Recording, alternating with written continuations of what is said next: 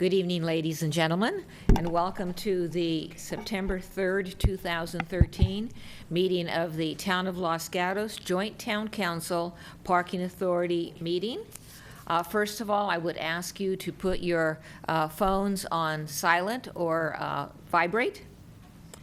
And secondly, I would ask, and some of you have already done this, if you intend to speak to us this evening on any item, verbal communications or on our agenda, please fill out one of these cards and give it to staff over here to my left. If we could have roll call, please. Thank you and good evening. Councilmember Joe Przynski. Here. Councilmember Diane McNutt. Here. Vice Mayor Steve Leonardis. Here. Councilmember Marcia Jensen. Here. Mayor and Chair Barbara Spector. Here. At this time, we'll do the Pledge of Allegiance, and to help us with that, I will ask up Nitin Srinivasan. Nitin, if you'll please come up here to my left. I'm going to tell you a little bit about Nitin.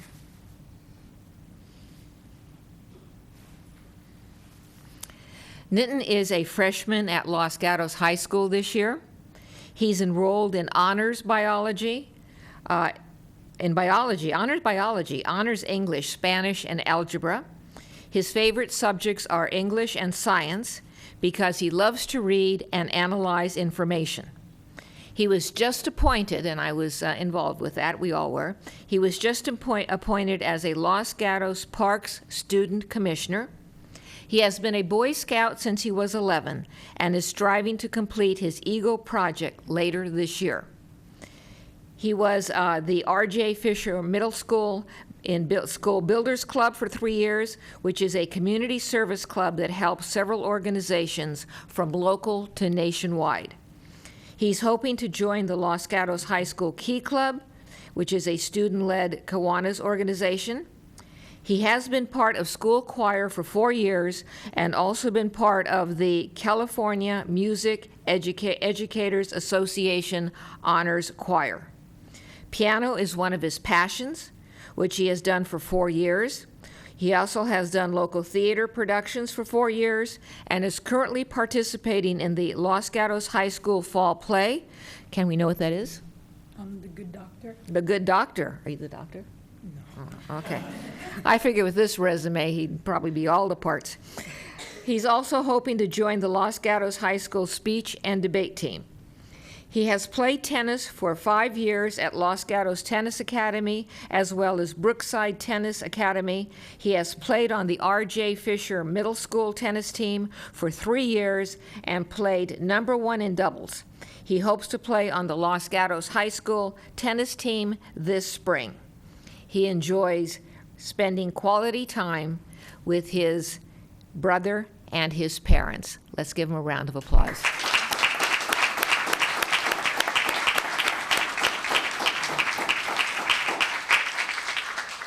If you please stand and join us for the Pledge of Allegiance.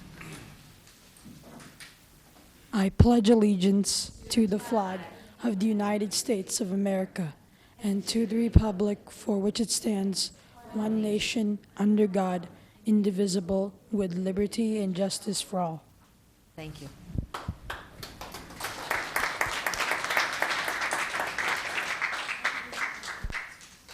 Hold on just a minute. Let me get over here and get your gift.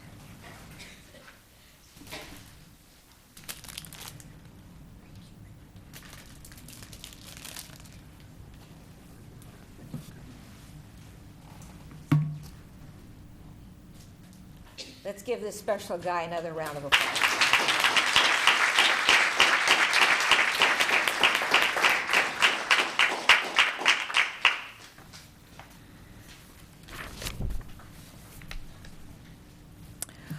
Next, we will be doing some commendations for some other very special students. The 2013 Santa Clara Valley Science and Engineering Fair Association winners. Special people, especially in this county. So I'm going to go down here, and then one by one I'm going to call these students forward, and then we will proceed with the commendations.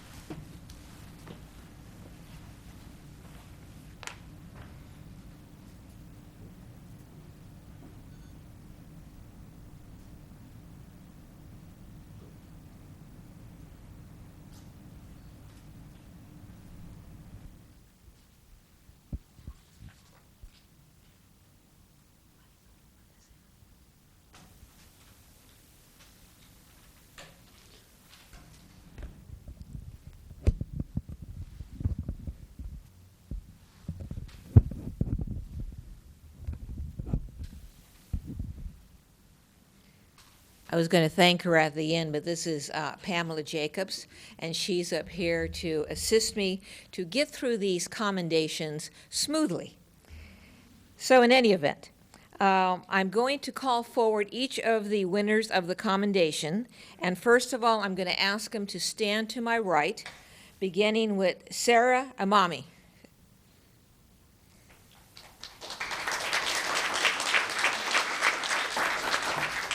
And I will tell you, after I get through each one of them and have them standing here, then I will focus on Sarah and each of the individuals after her. Hannah Engel.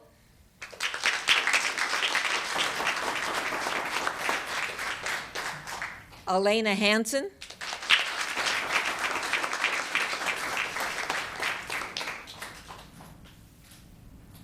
Amelia Kinsella.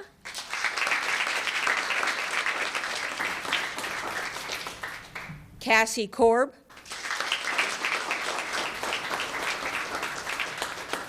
Adam O'Regan.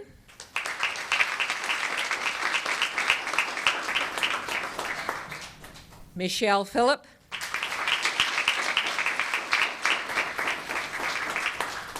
Hannah Spinner.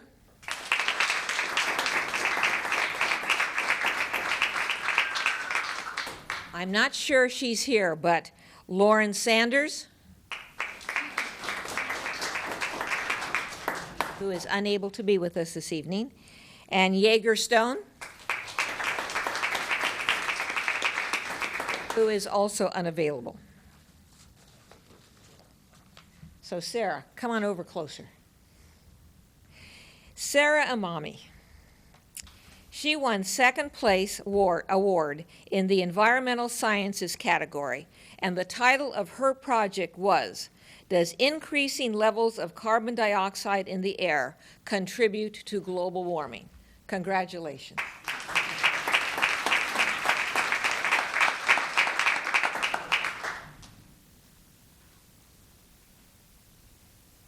That's right. If I have these all in order, you're Hannah. Okay, come on over, Hannah. This is Hannah Engel. First place award in the zoology category, and the title of her project was Pacing Pets, the Effect of Roaming Space on Distance Walked in Pets, and she also received a fourth place award at the 2013 California State Science Fair in the mammalian biology category. Congratulations.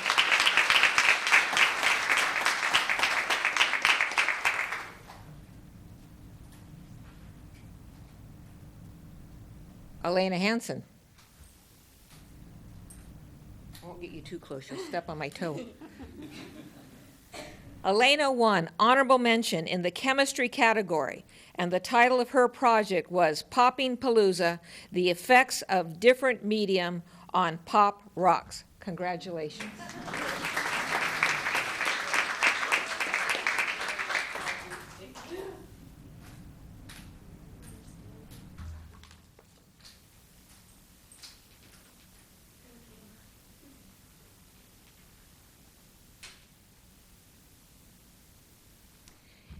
Next, we have Amelia Kinsella. Amelia won the second place award in the environmental sciences category, and the title of her project was The Greater Water Rescue.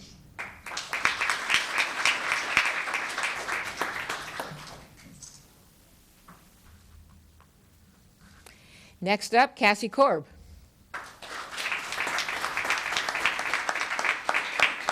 Cassie, first place award in the zoology category, and the title of her project was Pacing Pets, the Effect of Roaming Space on Distance Walked in Pets, and also received a fourth place award at the 2013 California State Science Fair in the mammalian biology category. Congratulations.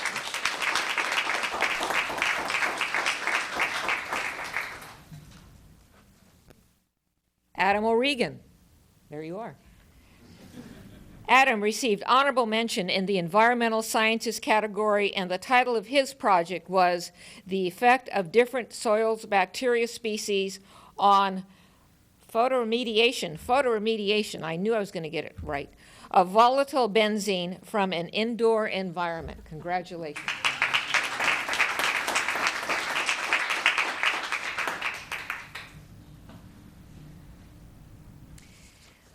Michelle Phillip.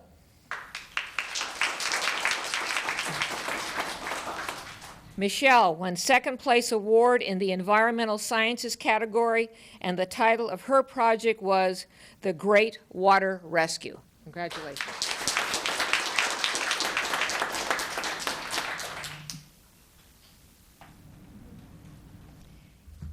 Must be Hannah Spinner. Okay, Hannah. First place award in the botany category, and the title of her project was Do Plants Talk? The Effects of don't tell me. Mycorrhizal. Close. Well, Mycorrhiza. okay, all right. Mycorrhiza. Somebody gave me the wrong phonetic pronunciation. Pamela. Network on Defense Chemicals. Maze. Zaya Maze. All right. You're not going to get one. No prize. It's just too hard. Congratulations.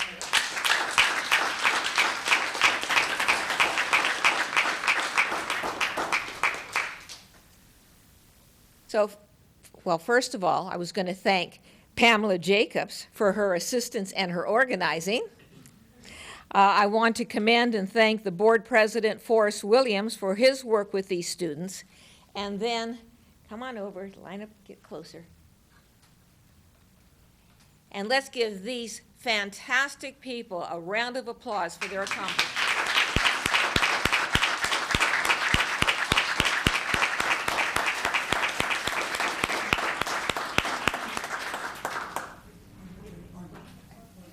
Oh, wait a minute, we need a photo op. All right, let's move you down here. Keep moving a little bit. Is that it? Okay.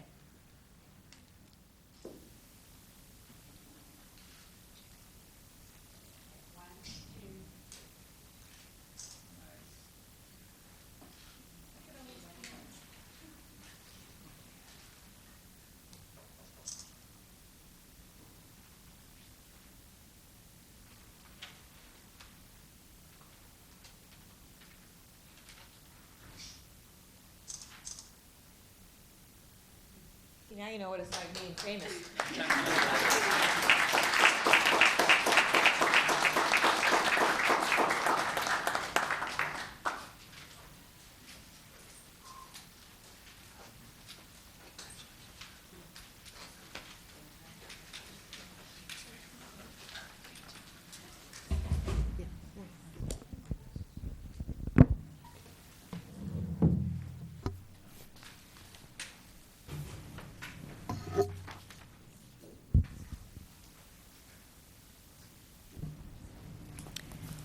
Back to the agenda, the less fun part.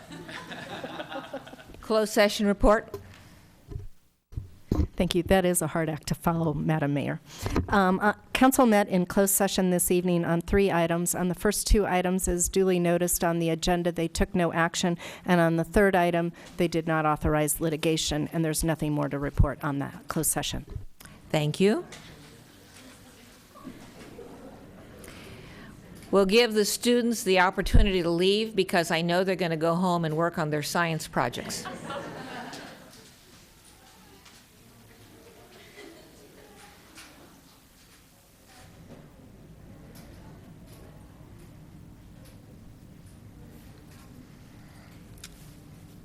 Council Town Manager report, starting with council matters. Any council person have anything to report? Mr. Brzezinski. Thank you, Madam Mayor. I just want to report that on Thursday morning I was the MC for the new bike share startup down in San Jose at City Hall. And this is that program that's co-sponsored by the Air Board and Valley Transportation to allow people to basically borrow bikes to go from, let's say the last stop on light rail or bus to their place of work and then return. There are going to be 700 bikes throughout the region. We get the first 180 or so in Santa Clara County, and it's an exciting program, and I think we're going to find it a very viable tool for people to get transportation.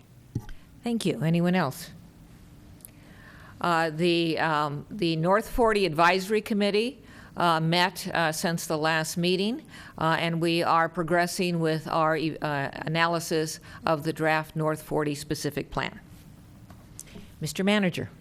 Thank you, Madam Mayor and Council. Several matters this evening.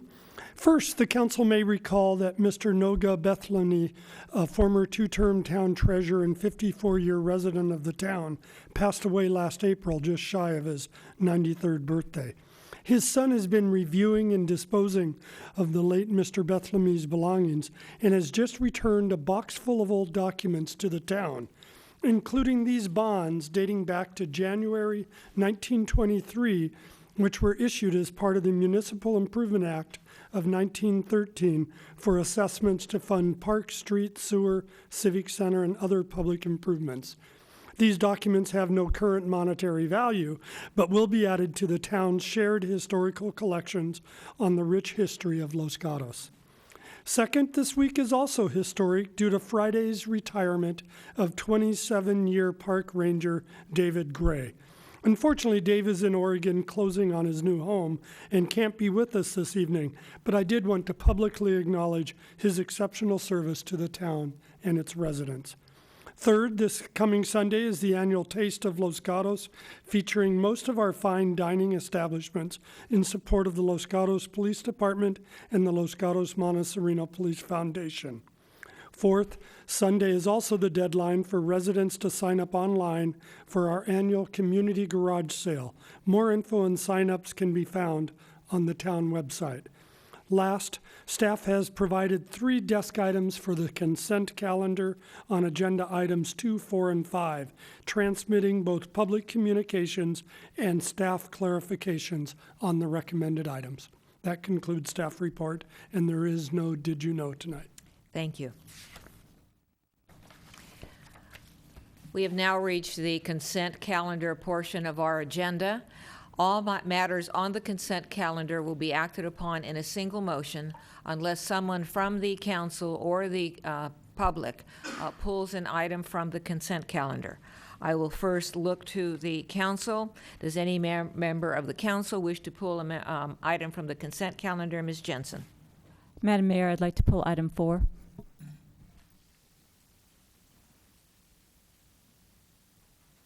Anyone else? Seeing no one, does anyone from the public wish to pull an item from the consent calendar? If you would, come forward, give us your name and what item it is.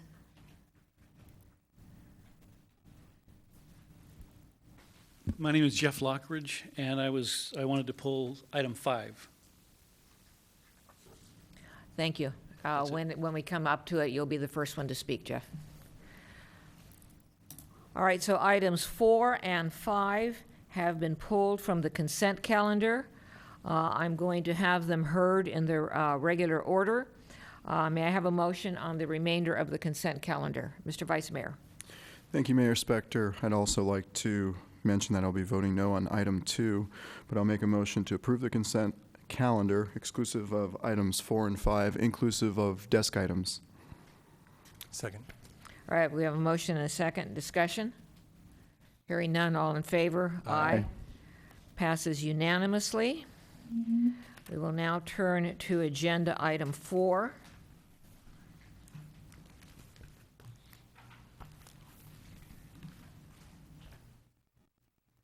That item was pulled from the consent calendar by Ms. Jensen, and if you could please give us briefly your basis for pulling it.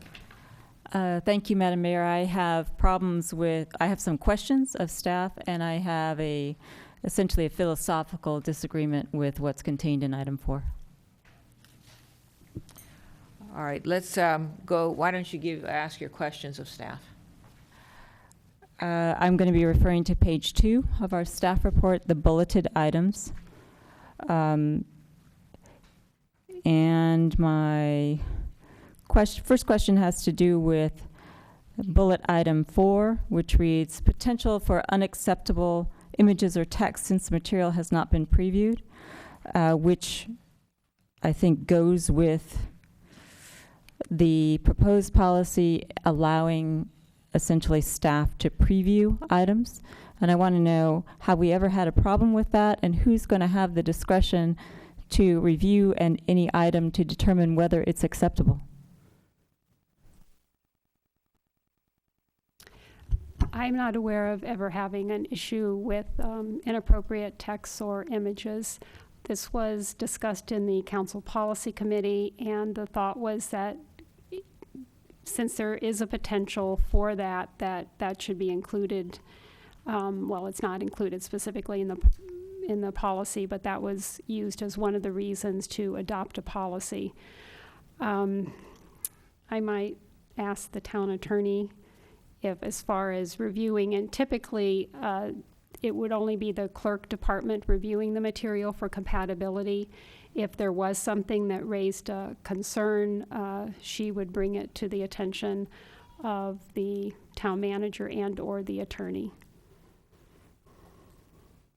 Generally, with respect to materials before a public body such as the council, we're not aware of any circumstances that would give rise to staff reviewing something and rejecting it unless there was a technological difficulty in portraying the symbol or objects.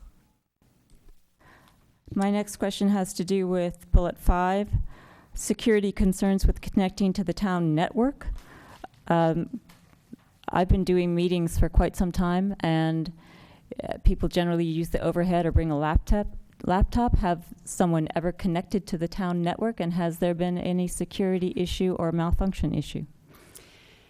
In the past, there have been presentations that connected to a laptop at the clerk station that was connected to the network, so there would be a concern if they were to connect with the network. Under the policy, there will be a separate dedicated laptop that it could not connect to the network, but that is a reason why the cities that do have this type of policy have a concern for any virus or basically a virus entering the network through a member of the public's program that they might provide on DVD or flash drive. Ms. Jensen? Has there ever been a virus or any problem created by connecting to a town laptop? No, there hasn't. This is in the event that there could be, from my recollection. If I might add, it's been a growing just recently in the last year or two where we've had requests for people to connect their laptops to the network. So as we see this will likely increase over time, our recommendation to the policy committee was to set standards up front to ensure that there are no network connectivity problems that might result as this continues to grow in the future. Further questions? Ms. Jensen? No other questions, but comments. I don't know if anyone else wants to talk about the issue. Well, at this point, we'll stop with that, and we'll continue. We're going to continue on with questions of staff. Then I'm going to open it up for public testimony, and then we'll come back to the council. Questions of staff. Mr. Vice Mayor. Thank you, Mayor Spector.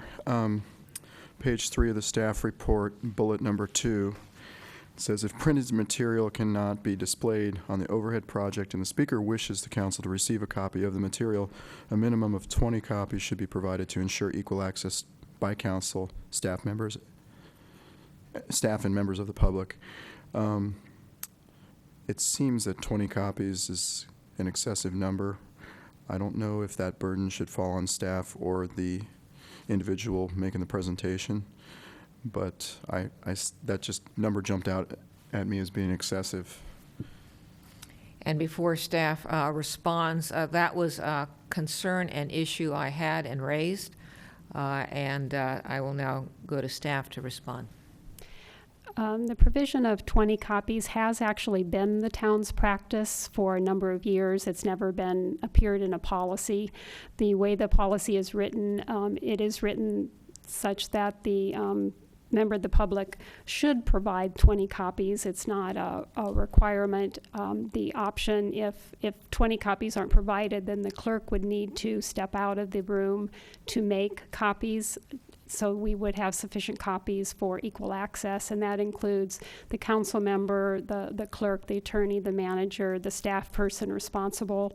If there is an applicant or specific opponents, and then members of the public. And this is a requirement under the Brown Act to provide equal access to the material. And that is why it's included in the policy. Mr. Larson? And for the materials submitted prior to the deadlines that the council previously specified, those copies are indeed provided by staff and included in desk items that are provided to the council and made available to the public. The real intent of this is for somebody who decides in the afternoon of a meeting or just prior to the meeting to bring copies. It's our request to provide 20 copies so the council, staff, and public has access to them without having to recess or pause the meeting while copies are made. Further questions? Seeing no one, this is a public hearing. So this is agenda item 4, adopt council policy regarding public use of town equipment and signs at town council and planning commission meetings. Is there anyone from the public who wishes to address us on this item? And I have one card, Jeff Lockridge.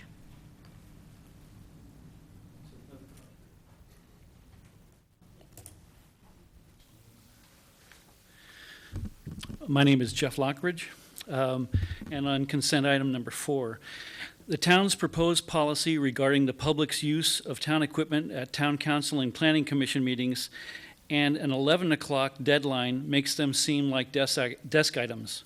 The fact that the public doesn't get the agenda items until Friday night for a Monday meeting leaves us very little time to research anything at all and be able to get something complete and meaningful by 11 a.m. Council members have complained that they too get too much information too late to make it meaningful and have pushed the deadline for desk item submittal to 11 a.m. the day of the meeting. This allows them to receive and consider the desk item and how it relates to current agenda items.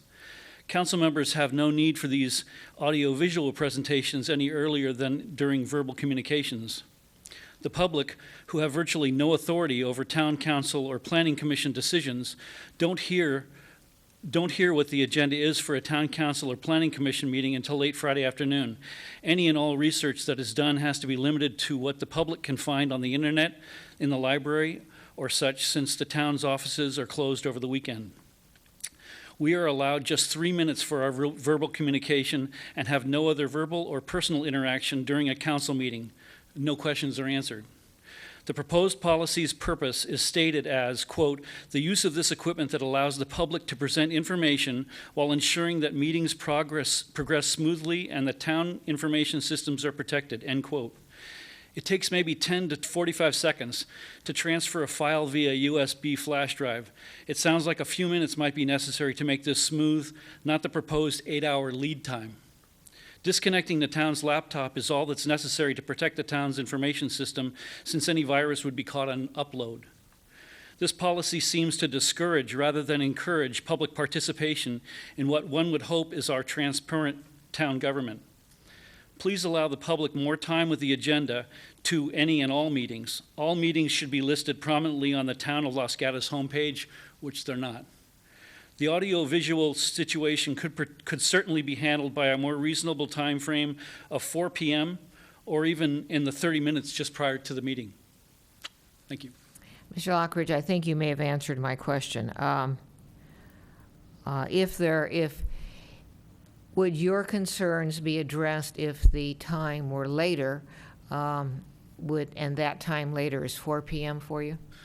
Well, if somebody from the town staff actually had to go through it and make sure that it was consistent or worked on their machines, not that I would have brought something in that didn't work, but not everyone has the same thing. So, yeah, I would just imagine that some staff member has to work on it for just a couple minutes. It doesn't take 2 or 3 hours to do it. All right, thank you. Lee Quintana.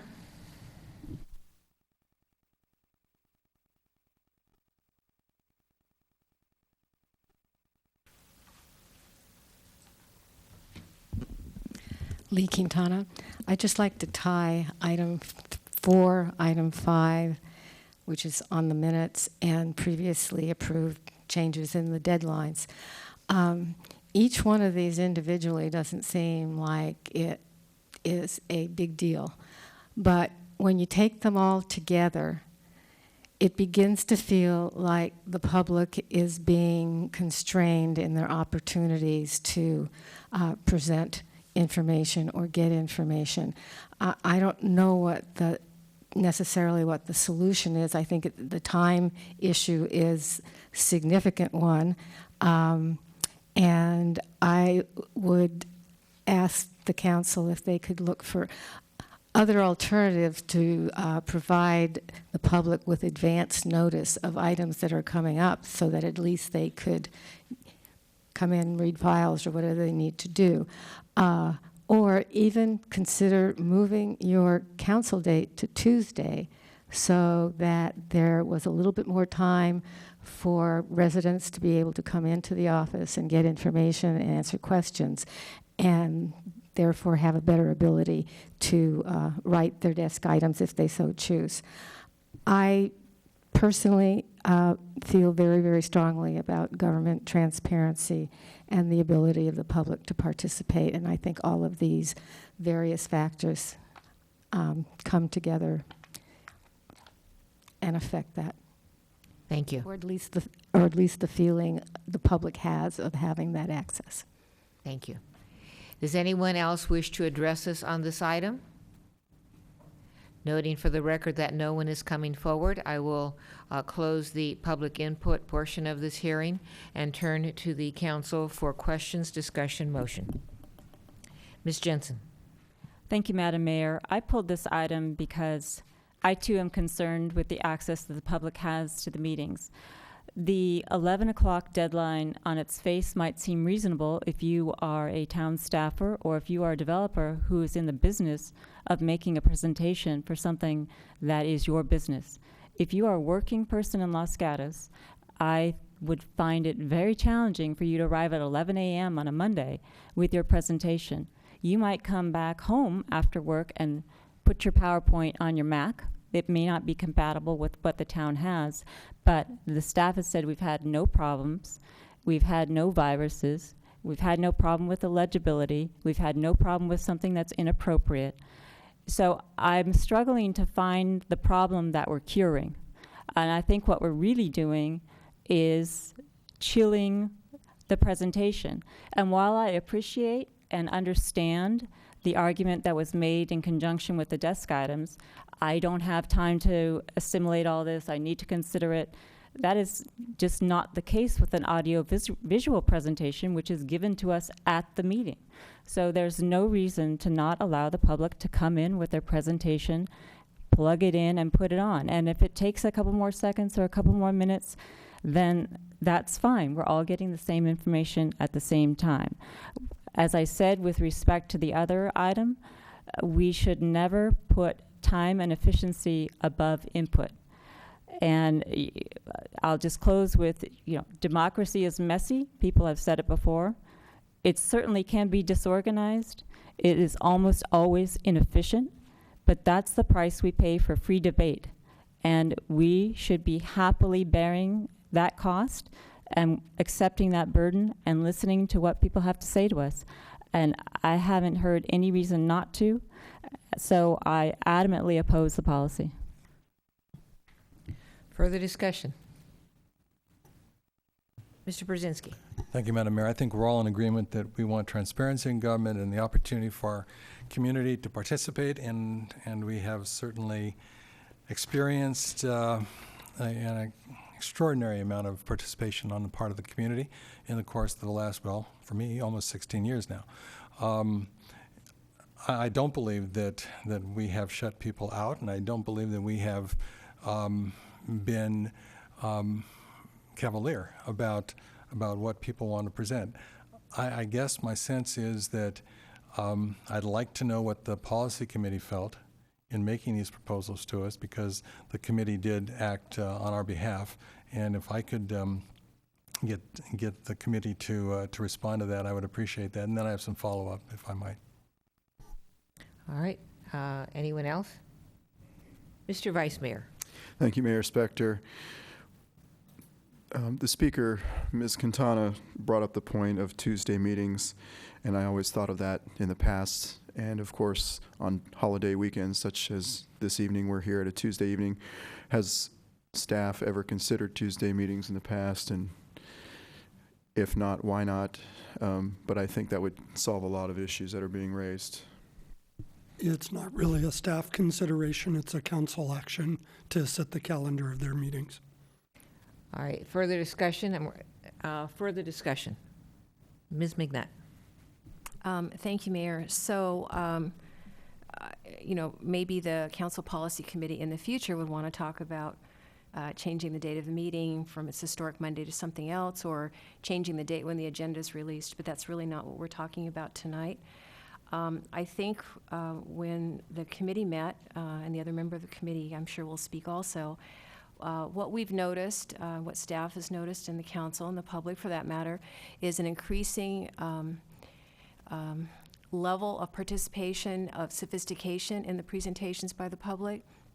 More people using the overhead, more people using PowerPoint or video, and it has caused some delays or glitches. I know when we had the students from St. Mary's here just recently, and they did come in early, and I understand it took some time to get that video queued up, and there were some issues that I believe took quite a bit of, like 20 or 30 minutes, I think it was, to get that worked out ahead of time. So that was really good too, and it still had a little glitch when it was actually presented. So what we were looking for was a way to provide the public with guidelines so that they would be better prepared, so they knew when they came in that here are all of your options. You can come in at the last minute and speak. There's no time limit on that. You can come in at the last minute with no advance notice and use the overhead. We're only putting a time limit on when you're having to use the equipment. Maybe we can make it later than 11. I do know that was staff's recommendation. It's something we can discuss. They do have a lot they usually have to do on council days. We sometimes have closed session that starts as early as 5. So we don't just stroll in here at 7. There's a lot of activity going on earlier in the day. But I think, again, as people get more accustomed and enthusiastic about using these communication tools, having some guidelines to give them parameters on how to prepare and how to be effective is a good thing to do. Thank you. This member of the Policy Committee started her thoughts on this issue in the first 6 months of this year, during which time we had very significant agenda items. We had many hundreds of people in our audience watching not only from council chambers but from 2 rooms with big screen TVs. For each agenda item, we had, in many instances, 80 to 100 speakers. Within the course of those agenda items, as Ms. McNutt pointed out, more and more people wanted to use or were using our electronic equipment, the overhead, which I will put aside for this discussion, and the town's or their own computer. Some of those, I will say that the sophistication and helpfulness of those presentations, including one that comes to mind by an individual who is currently in our audience this evening, were extremely helpful and educational. The challenge we had is that many times when people got up to speak and use their computer or use the town's computer, there were problems, there were issues, there were glitches. And so my goal with this policy is not to dampen communication from the public. I am a huge proponent of transparency in government and clarity of discussion. That was the whole point. The point was that if we have a computer that is dedicated to the public, a computer that is as good as this town can get for the public use, and that allows the public to use it, that allows the public to give that information or whatever it is to the staff in enough time for the staff to facilitate showing those materials when the individual comes up to speak. That, to me, increases government transparency, and that was my objective. Now, I agree with Ms. McNutt and with one of the speakers that the 11 a.m.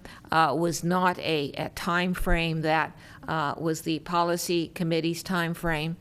It was a time frame time that was selected by staff for their internal purposes. So I do have, I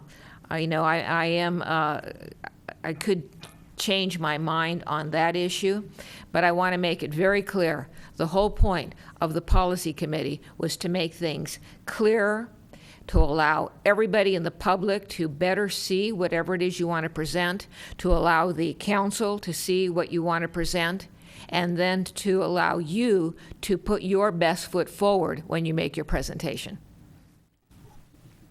Ms. Jensen. I appreciate the policy members' comments. In response, I would say that I don't read the policy as a set of guidelines. I read it as a set of rules. So I would read it as if I don't get my presentation in at 11 o'clock, then maybe I can speak, maybe I can put something on the overhead, maybe I can hand out 20 copies of my PowerPoint, but I can't put it up. And if I think that that's the most effective way to communicate what I would like to communicate, then the burden should be on the town to allow me to do that, not on the member of the public. If there is a glitch, glitches happen. We should not be in the business of running a public meeting for public purposes and be worried about the fact that there's a glitch. I appreciate that the meetings that the mayor is referring to were long.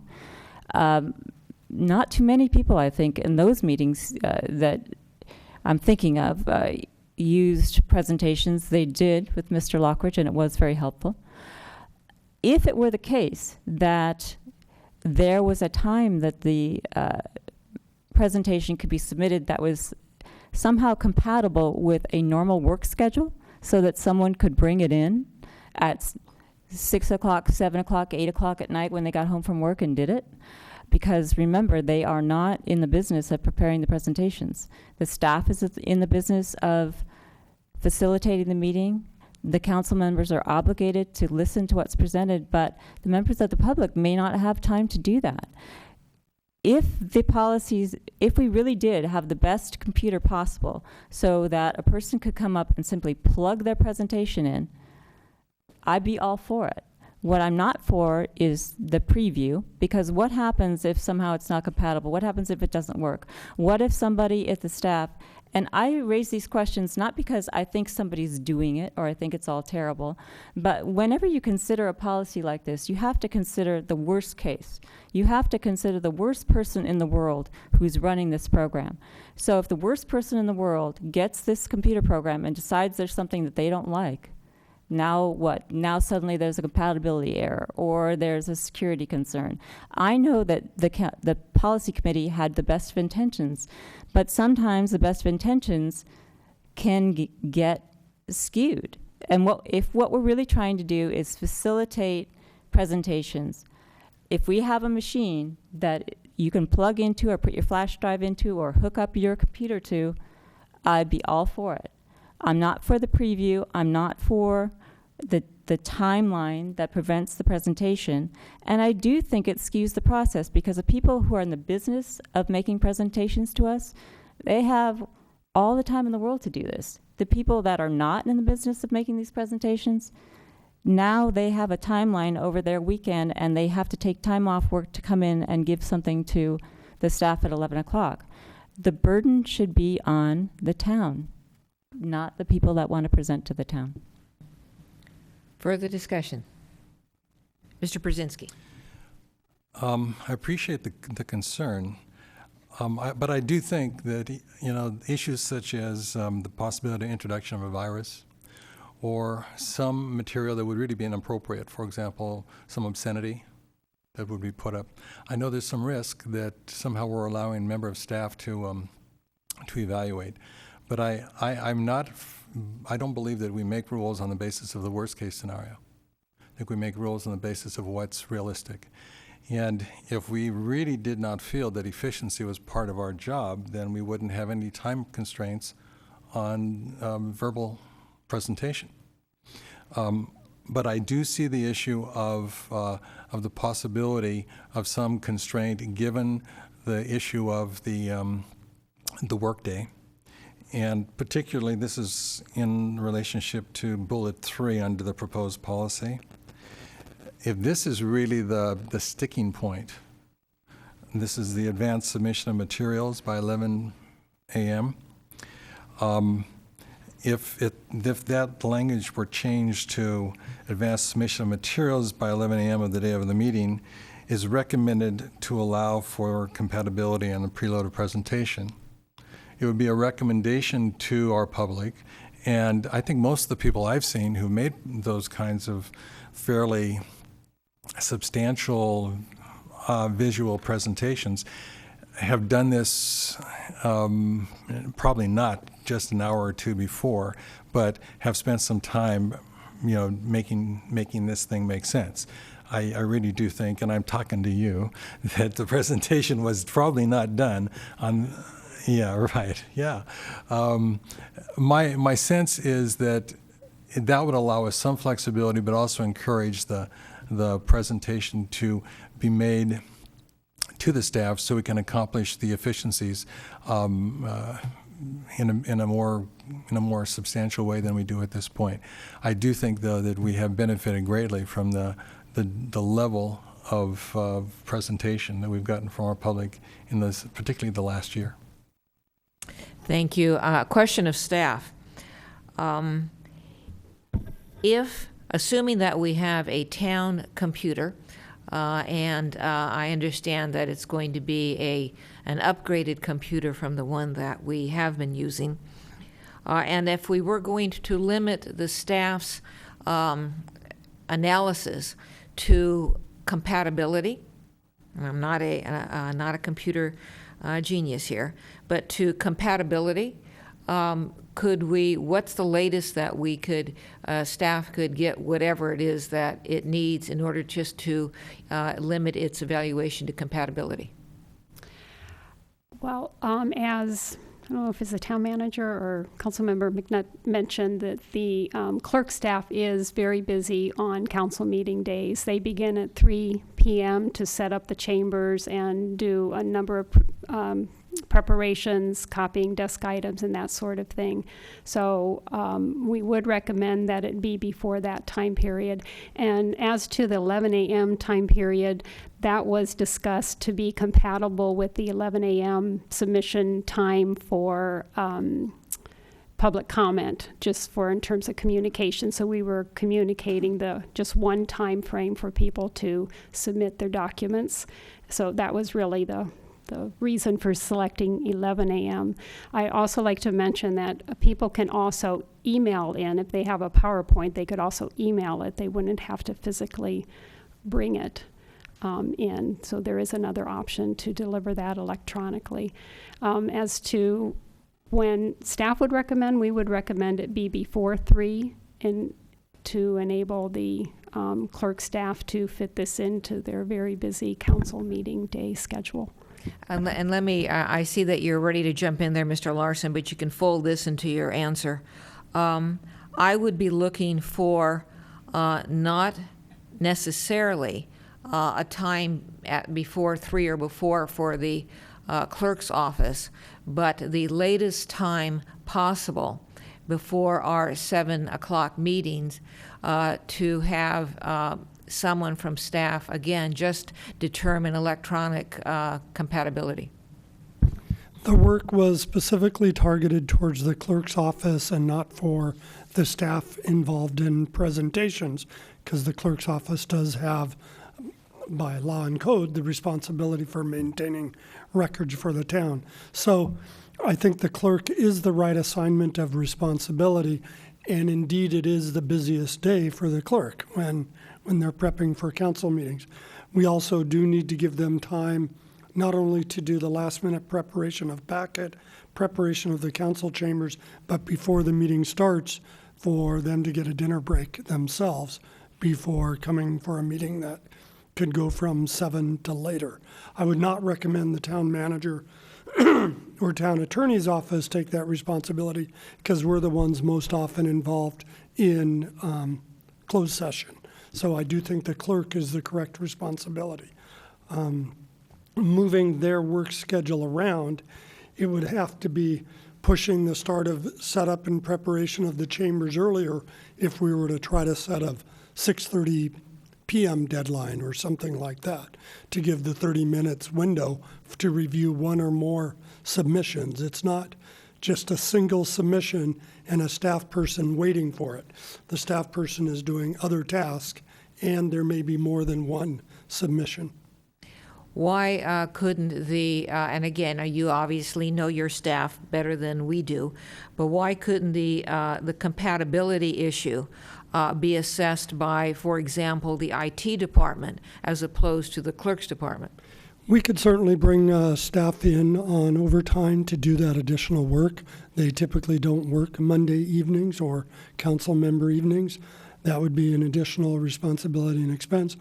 I also don't think that staff is typically aware of kind of where things flow in the agenda. So if we did have, which I think will happen within a year, 3 PowerPoint presentations or 5 that people want to present during the course of a meeting, to line them up and queue them up in the right order so that the meeting flows as easily and fairly as possible for all the speakers, so that the non-PowerPoint speakers are being given the same amount of time as PowerPoint speakers or Prezi or any of the other presentation software. Further questions? Mr. Brzezinski. I'm going to go back to my recommendation about that third bullet and change the word required to recommended. And I'm saying that because, first of all, I don't think we ever turned down anything, okay? And second of all, I think that it's quite possible that to give a recommendation to our public, which may, be communicated by email electronically to us rather than hand carried, is a good recommendation. But so long as it doesn't preclude the possibility of someone coming in at the 11th hour and wanting to have access. I think that if we look at that, 6:30 to 7 is kind of a magic period where people who are going to just come to the meeting can have the opportunity to deal with one of the members of our clerk staff while they're doing other things in the chamber. I think that would be appropriate, but I think it also is appropriate for us to make the recommendation of an earlier setup if a person is able to do that, they've got the materials ready to go, and they want to get it down here so that they don't have to worry about it later on. Mr. Brzezinski, it's not clear to me. You keep saying the third. Proposed policy, bottom of page 2. Third bullet down. And I was actually looking at bullet 2A on page 2 again. And I was starting to write some alternative language in keeping. You're talking about policies. I'm talking about the staff report. Yeah. Okay, I was looking at the policy. No, the staff report on page 2, the third bullet down, which talks to the issue of that 11 o'clock required time. So following the speaker, the council members, it would be persons wishing to make an audio-visual presentation on any agenda items, including verbal communications, at a town council or planning commission meeting, are recommended to submit their presentation on a flash drive or DVD to the clerk or staff liaison no later than 11 a.m. on the meeting. Any materials not submitted by the time specified in this policy may not be displayed or through the use of town equipment based on staff capacity to prepare the presentation for the meeting. And it may be that if we got 3 presentations at 5 minutes to 7, we would turn to the mayor and say, do you want to delay the start of the meeting to let us queue up the presentations or what? And that's probably how that would have to be resolved if we were confronted with that, which I think is inevitable. The use of these technologies, because they are so powerful for communication, will only continue to rise, which is a good thing for transparency and communication. But as we have time limits on speaking, with 3 minutes, staff recommended to the policy committee that having limits on use of those tools is equally appropriate. Okay, further questions? Ms. McNutt? So there's additional language in section B, 2B, that would have to be adapted also. I'm wondering if the mayor wants to send it back to committee, and because I'm a little uncomfortable with doing a rewrite on the fly right now and not really thinking it through. So I think it either needs to go back to committee or go back to staff and have it consistent all the way through if that's the direction we're going in.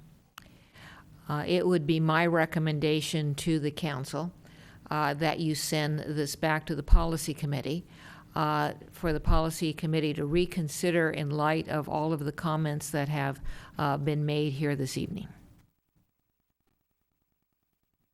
All right, I'll make that motion. Second. Discussion. Hearing none, all in favor? Aye. Opposed? Passes unanimously. Thank you. We have more work. All right, the next item that has been pulled from the consent calendar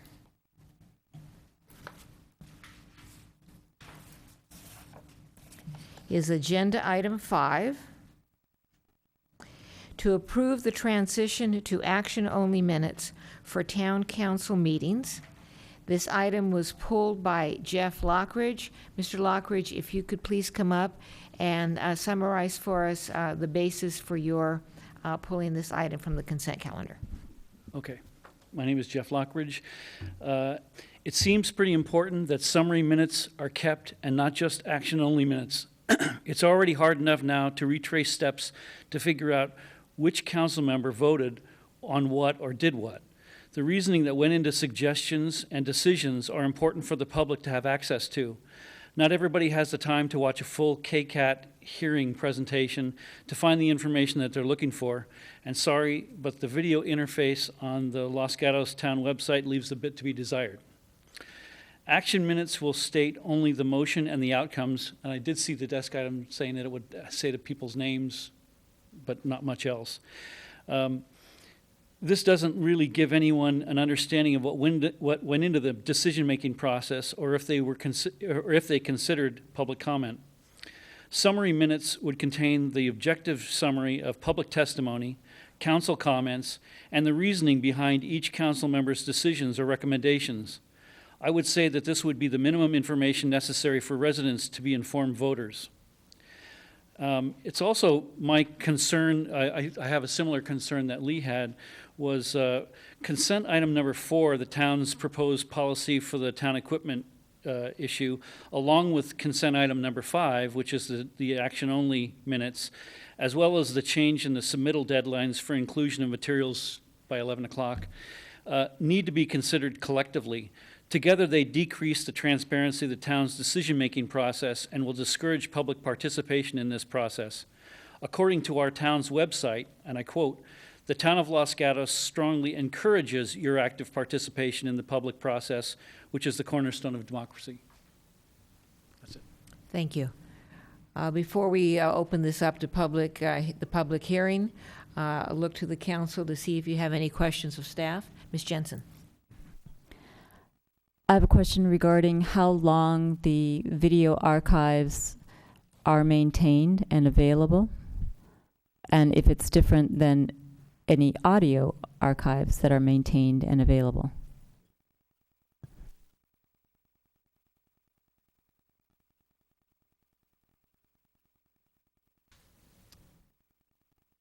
I don't think the clerk probably has that information. Deputy Clerk, you do have the information. I have the then audio, and we do keep the DVDs as well. So. I had asked that question recently since I was researching how we would be backing up the videotapes, and I was told that the information stays on the website indefinitely. So they just continue adding on the meetings, and they're still accessible. Storage costs and space are shrinking, and so there's been no need to remove any of the audio or video items from the website so far. So it's their intention just to leave them up there indefinitely. Ms. Jensen. So I'm surprised to hear that, having tried to look for some various town archives, but I accept your answer. We would often, or a town council, we will receive verbatim minutes of, say, a planning commission meeting. So let's imagine that I was a member of the public and I wanted to there was a matter that mattered to me for litigation, for history, for argument, whatever it was. Could I request a verbatim transcript? I mean, how is the planning commission transcript prepared for the town council, and could I request that if I needed one? So with respect to any matter that's appealed, the staff does part of the cost that appellant pays for that is for the verbatim transcript. On any litigation matter, when the record is prepared, again, the parties challenging the matter pay for the transcript, or the litigating parties. And if it's just a matter of a member of the public who is interested in having verbatim minutes on a particular item, then staff would have to get a cost for a transcription service. And now with the advent of having all of our records on DVD and audio, for example, the Planning Commission doesn't have a secretary at the meeting, but rather just sends out the audio version and has the verbatim minutes transcribed. If a member of the public asked, again, that could be sent out in an electronic form, and for a actual cost recovery could be requested and provided. Ms. Jensen. Any ballpark figure on how much a verbatim transcript costs when you send it out? I do have that information. The current transcriber that the Community Development Department uses is $30 an hour, and the estimate is for every 1 hour of Planning Commission meeting or public meeting takes about 5 hours to transcribe. All right, any other questions? Then I'm going to open this up to public hearing. And I have one card, Lee Quintana.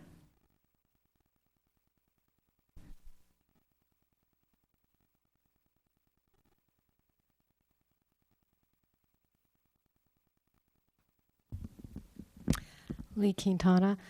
I don't have much to add to what Jeff said. It was almost like he was reading my mind, so just put a ditto on his comments. I do believe that it is important to have an informed citizenry, and knowing what decisions and the reasons behind those decisions that are being made is important for citizens to make informed decisions for themselves. Excuse me. It is very difficult if you are interested in a particular thing or a statement by a particular person on a tape to get to that person. It used to be when we had taped minutes, there was a log that went along with it that you could look and see where this discussion was and that discussion and who talked at what time, and get there very fast. But most people don't have the time to sit through viewing of council meetings or planning commission meetings, and not all planning commission meetings are transcribed. Did I understand it right that 5 hours of transcription time, or $150, is what it costs to transcribe 1 hour of council or planning commission minutes. Frankly, I will tell you that my husband and I had a discussion before I came here tonight, and we both feel so strongly about the public being informed and having the ability to read a summary of minutes so that they can remain informed, that we are willing to fund part of the cost. We don't think we should have to fund it. We think the town should fund it, but we would be very happy to donate the money to the town to make summary minutes that objectively summarized the topics and the reasoning available to the public. Questions? Thank you. I have no other cards for people to speak on this agenda item 5. Does anyone want to come forward? Seeing no one coming forward, I will close the public testimony portion of our hearing and look to the council members for questions, motion, discussion.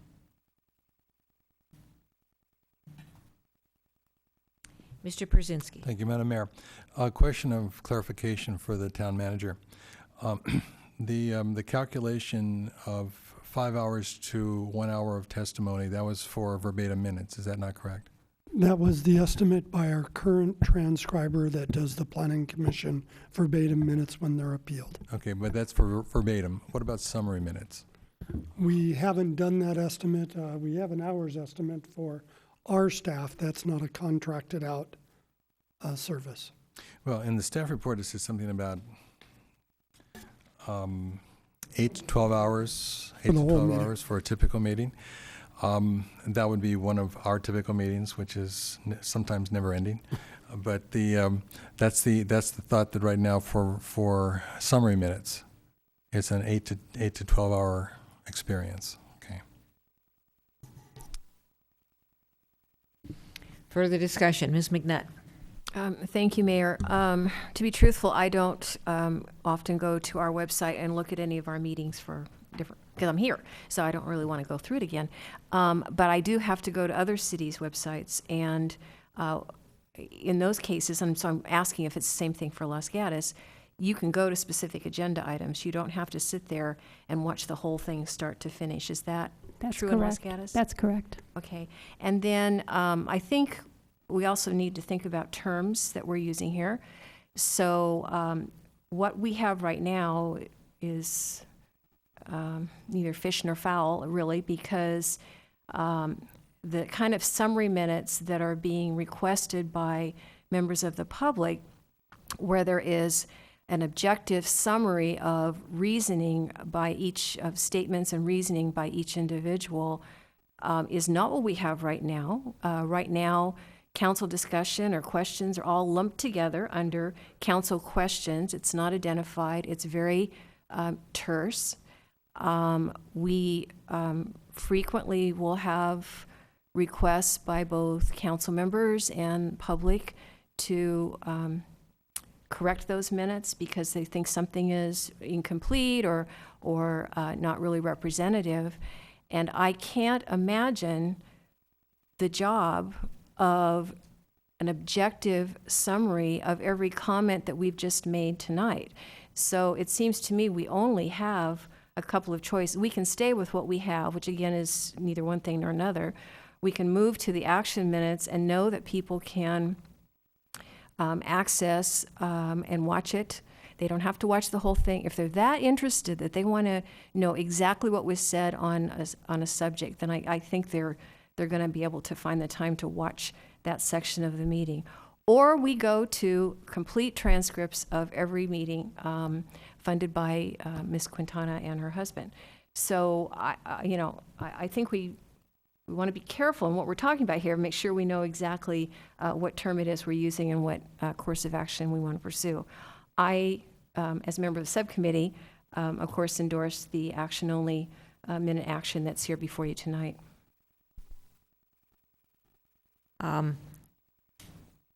I got on this council in 2004, and at that time, the type of minutes that we have which, as Ms. McNutt points out, are action only with a little bit of summary only.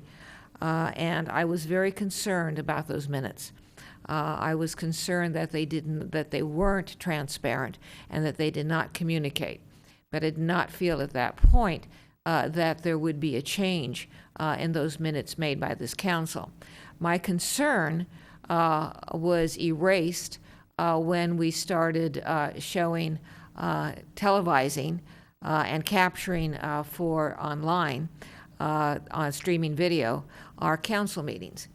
I do go to the Planning Commission meetings and specifically look for agenda items and specifically look for what people say, and I can find it. And as I said before, I'm no technological genius. I can also, and have, gone to council meetings and done exactly the same thing. So once we had our meetings televised and it was possible to locate everything that everybody said, then I was much more at ease with the types of minutes that we have. I was actually going to pull this item from the consent calendar because the one thing that was of concern to me was it has in our overview of style format, it talked about optional, what we were going to say about speaker comments. And one of the suggestions was we not have basically anything, but I thought it was important to have a brief summary of speaker comments along with the speakers' names. When I look at our minutes, again, especially if I think back on the last 6 months, that information has been very helpful to me. So I would, with the addition of the desk item that we have on this agenda item, I continue as a policy committee member to support what we're putting forward. Mr. Brzezinski. Thank you, Madam Mayor. I'm going to agree with the mayor and with the Councilwoman McNutt. We are in a different age than we were 12 years ago. And I do remember the time when we were not broadcasting our council meetings. In fact, some people were concerned that if we did broadcast the council meetings, then they'd really know what we did. When that changed to going online and to having this full access and to affording our public the opportunity not just to hear an interpretation of what was said, but the actual words, and not only the words, but the inflection, the entire character of the comments being made, then I think we opened a new door towards transparency. And my sense is that individuals who are really seriously interested in discovery of what's going on in our government will take the time to do that analysis on the basis of what we're providing them within the electronic media. And I think it's much more significant that it happened there than what happens in the written form. And the written form right now, I think, has it's still a hybrid. If we're going, to what we're calling action only, but we're including some of the other issues, such as names of the presenters and basic positions they're taking, those kinds of things, then I believe that is a great way for our public to segue into the electronic presentation, where they can get the actual comments, the actual words, rather than an interpretation of those by a third party. So I'm going to support this, particularly given the additions that were noted in the desk item, because I do think that the policy committee has come up with a good solution to our moving ahead with our transparency in our meeting agendas and presentation to our public. Is that a motion? I'll make that as a motion. All right. Do we have a second? Second. All right, we have a motion and a second. Discussion. Ms. Jensen. Again, I don't doubt the good intentions of my fellow council members or the members of the policy committee.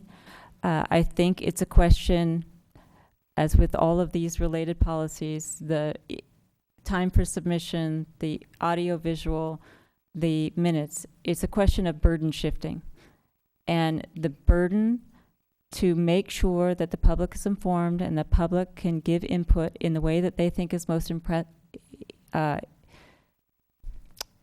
effective, most important to them, the way that best communicates their ideas. We should allow that. The burden should be on the town and the staff to make sure that that happens and to make sure that they're informed. Now, I did a lot of trials, and there came a time in court where you see on TV the person typing the little stenographic. There came a time when, to save money in misdemeanor court, those people were eliminated. There was a giant hue and cry about that because you wouldn't have your transcript. And the written transcript is very important, such that they still maintain the stenographic person in the felony courts for trials. And you can automatically request the transcript. If you're in trial, certain people pay for a daily transcript because that written is very important, even though they were there, sitting there while it happened. And the website isn't, I don't think, the be-all, end-all solution. I've watched council meetings and planning commissions on our website. It's kind of painful. Sometimes it doesn't load correctly. Sometimes it's really slow. Sometimes you skip to where you want and you don't get there and you have to go back to the beginning. Sometimes you can't find an archive. So the fact that it's on TV, that's a convenience. The fact that it's on the website, that's a convenience.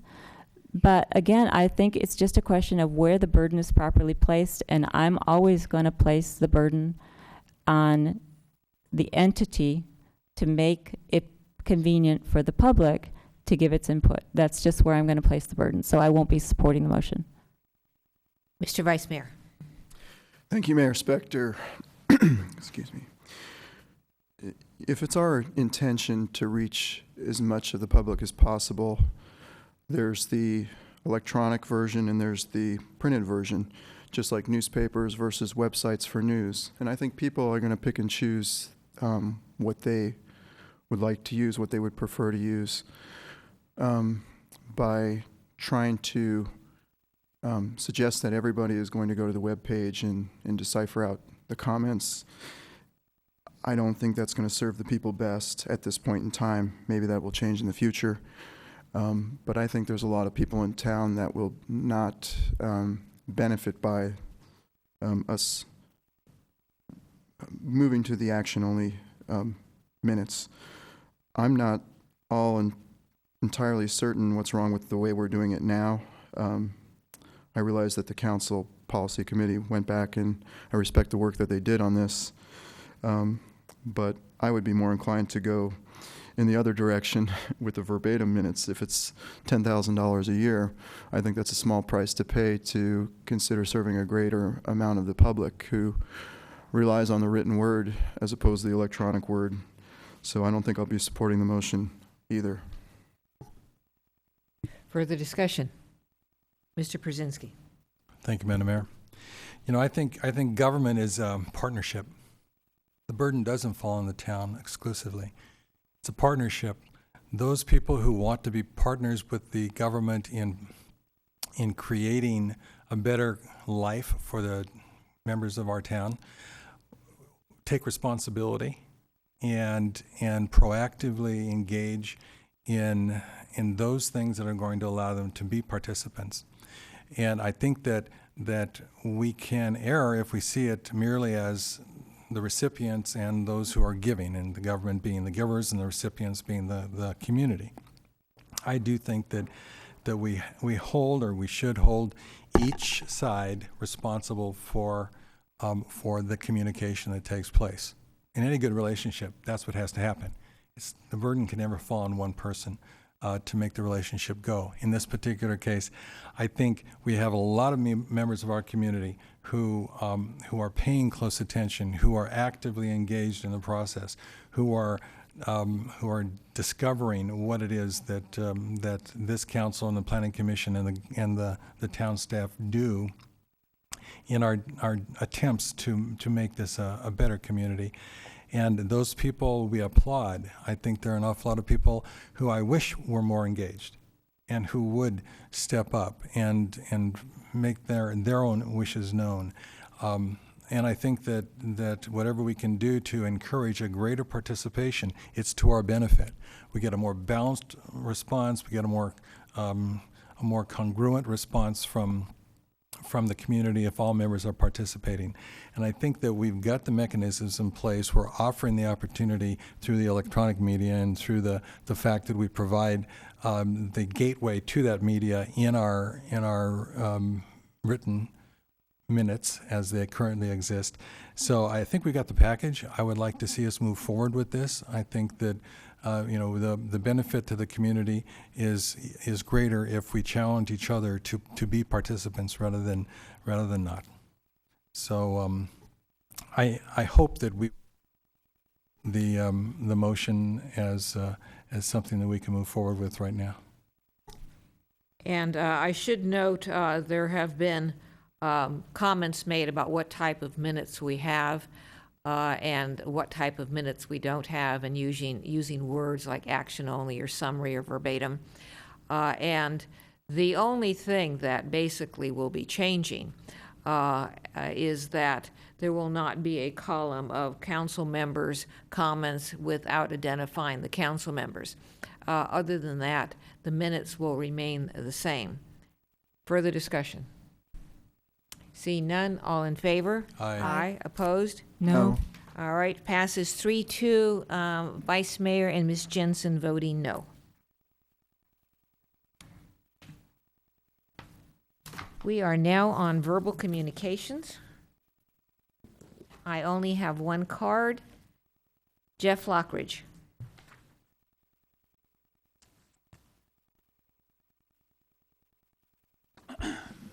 My name is Jeff Lockridge. I'd like to talk about the developer traffic mitigation fee policy, which currently brings in about $1 for each square foot of new development. That's $1 per square foot, which is designed to correct and improve all the roads and intersections that are affected by that new development.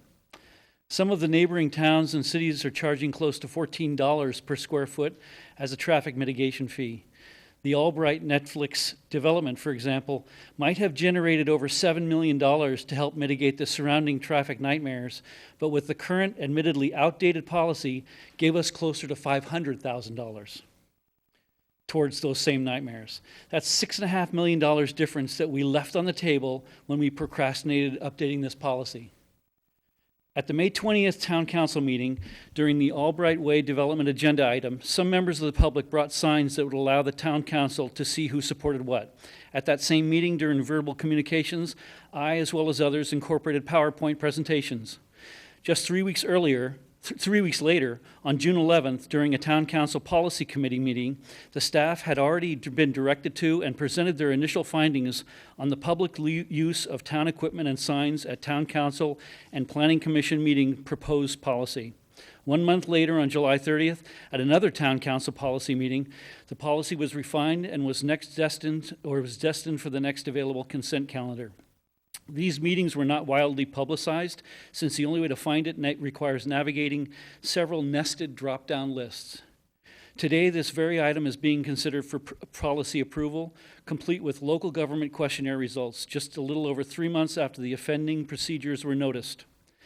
I find it more than a bit troubling that an item like this, which basically further limits how the public interacts with the town government, can be fast-tracked to policy approval while officially having no fiscal impact at all. Using town resources to fix a practically non-existent audio-visual problem, at the same time postponing a real fix to a real problem like the traffic mitigation fee policy, doesn't make any sense to me at all. Thank you. Does anyone else wish to address us on verbal communications? Anyone can on any item not on the agenda. Again, noting for the record that no one's coming forward. We will move on to other business. Agenda item 7, which is to adopt a resolution revising the below market price BMP housing program guidelines scoring criteria. This item was continued from our meeting of August 19th, 2013. The staff report is going to be made by Sandy Bailey. Actually, we don't have a staff report prepared for this. I would like to point out that there is a desk item on this matter, and hopefully the desk item incorporates all the comments raised by the commission at the last meeting on this matter and subsequent to this meeting.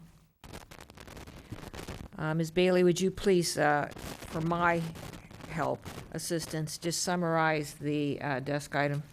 Yes, the desk item discusses, it further defines what a first responder is, and regarding the one-year employment requirement for school employees and first responders.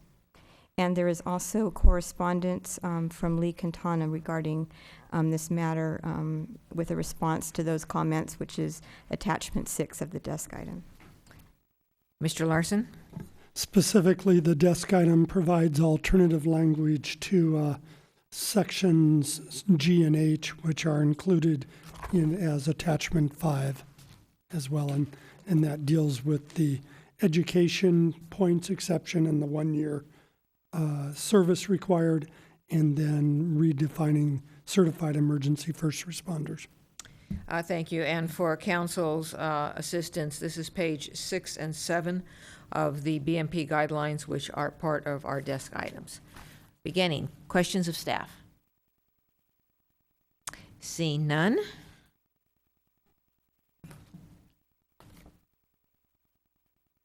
All right, I have 2 cards on this item. If you intend to speak, please submit a card. And first one is Vanda Roth.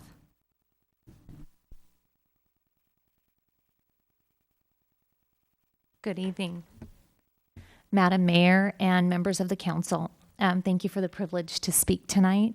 My name is Vanda Roth, and I'm a California credentialed teacher who happens to teach in the private sector. I am asking that you strongly consider changing the BMP guidelines that would give teachers the much needed additional 6 points. Both my husband and I are educators. He teaches special education, and I teach obviously in the private sector. And unfortunately, because of the housing costs here in Los Gatos, we would never ever be able to own our own home with our current job professions. Frankly, we can't even afford to rent in Los Gatos. These additional 6 points are critical for those of us who educate, Los Gatos residents and who would like to actually purchase a home here. Again, I would ask on behalf of all educators that these guideline changes be made and granted this evening. Thank you so much. Thank you. Natalie Ladd.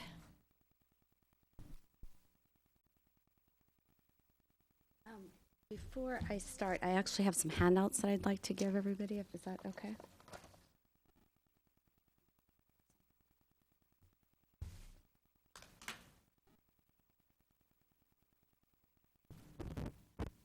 And Ms. Ladd, what you're putting on the overhead, is that different from what you're handing out? No, it's the same thing, but I did want you guys to have your own copy as well. All right, thank you. Okay, my time has started, I'm sorry. I'm Natalie Ladd, and I'm a resident in town, and I was here about a month ago speaking about some of the rental ordinance, and I have been a renter here in town for 14 years. I moved here 14 years ago as a single parent, sold my house in San Jose and became a renter here in town, and have not been able to afford to purchase a home here. So I'm really thankful and excited about the BMP program. I would like to share some information before I continue on. Actually, I gave my last copy. This is the census report that I pulled on the internet earlier this morning, and it says that there's 12,335 owner-occupied residences here. Thank you. And out of that, there is 7,778 homes that are owner-occupied, totaling 19,901 people, actually. And out of that number, there's 4,577 renter-occupied units, which equals to 9,162 people. When I look at these numbers, that's 37% of the Los Gatos residents are renters, and if you look at it as far as population, it's about 46%, which I think is really important when we're looking at these numbers and we're considering who can actually qualify for the BMP program. Some of the concerns I had, which when I read this, I really didn't understand, was like item A, B, and C, which says seniors and disabled people get 6 points. All those people have to be living in town for 2 years. Some of the proposed changes that we're asking for, they don't even have to live in town, they just have to be employed in town for 1 year. So I see a little inconsistency. Why is the senior citizen have to live here for 2 years where a town employee or educator has to work here for a year? Because I have kids that I raised in Los Gatos, I think having teachers live in town is a huge thing. I'm not discounting that at all. Can I have a few seconds extra because I had to put the... Okay. And the biggest thing I have on here is it says all licensed preschool. What does that mean? Does that mean if a babysitter, someone that decides to have a babysitting business in town that hires a intern that's 18 years old or 20 years old and they work for 10 hours a week to help out, does that mean that they fall into a higher category of point system compared to someone that's lived here for 14 years? I'd like council to consider some of these things before approving. Thank you very much. We have no further cards on this issue. Does anyone else wish to address us? Ms. Quintana?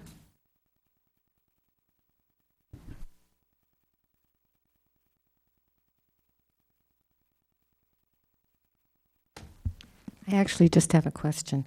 The point system applies only to for sale units. Is there a point system for renters as well? That's my question. Does anyone else wish to address us on this item? See no one coming forward, I will close the public testimony portion of this hearing and then turn to staff to see if they have any input before I look to the council. I'm looking to answer Ms. Quintana's question, but right now I don't have any. All right, response. staff has no input. Look to the council for questions, comments, motion.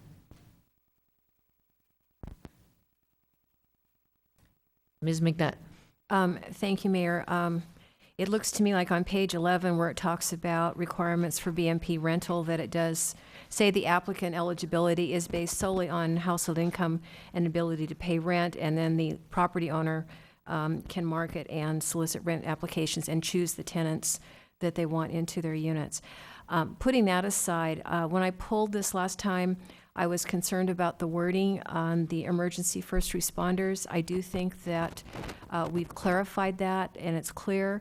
I think the clarification also on the teachers makes it more clear. It is licensed teachers, not casual babysitters, and that they have to have been working in that capacity for at least a year. So I'm very comfortable with the changes, and I'll go ahead and make the motion to adopt this resolution revising the BMP guidelines, scoring criteria. Second. We have a motion by Ms. McNutt, seconded by Mr. Przynski, to adopt the resolution. Discussion. Ms. Jensen. I can't support the motion. With all due respect to Ms. Roth, I said when this was on our agenda before that I believe that the BMP is a public benefit. Its funds go into a public fund. The benefits that we normally provide are for public employees.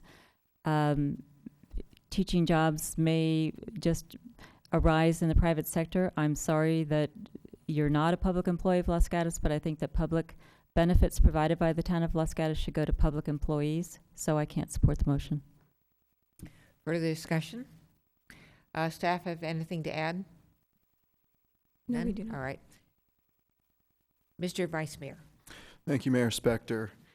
When this came up, the first question that came to my mind was why expand it? Because there's so few of these properties available now, and I think there's a great pool of applicants already that are kind of standing in line to get those. There's many eligible people already. So I was just curious why we would expand it to further include, as Councilmember Jensen said, non-public employees.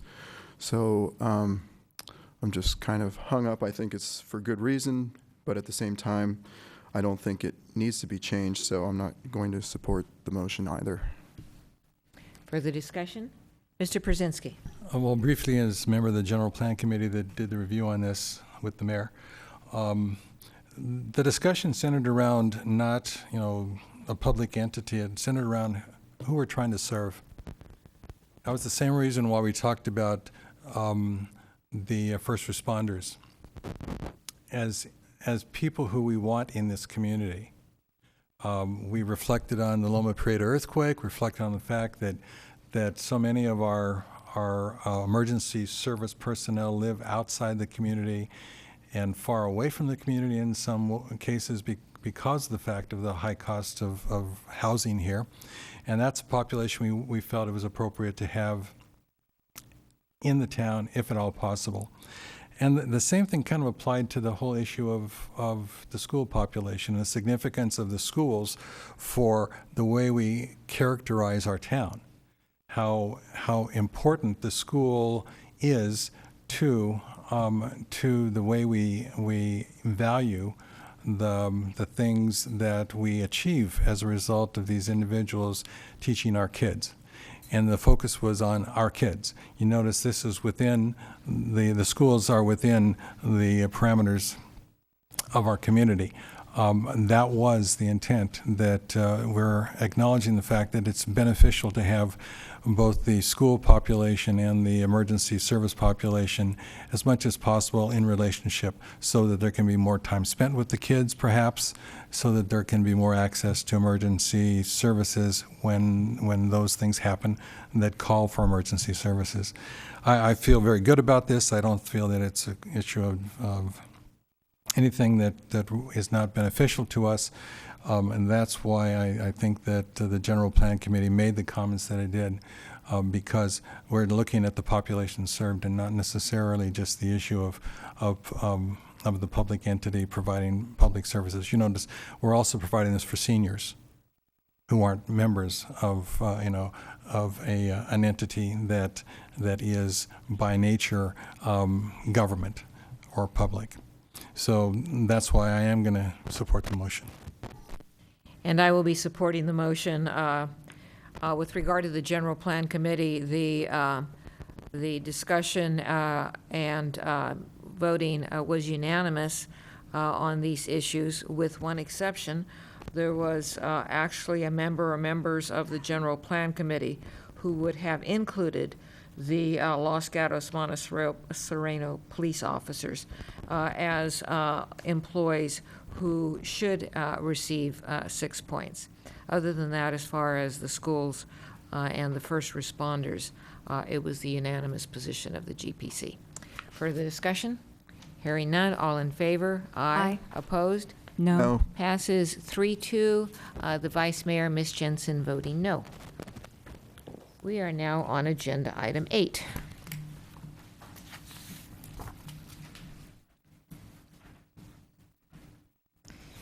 This is the update on conditional use permit complaint process. We'll start with a staff report from Ms. Bailey. Thank you, Madam Mayor, members of the Town Council. First, I'd like to point out that there is a desk item on this matter, and the desk item addresses that the town has approximately 250 active conditional use permits, and it also has a correspondence from Barbara Dotson.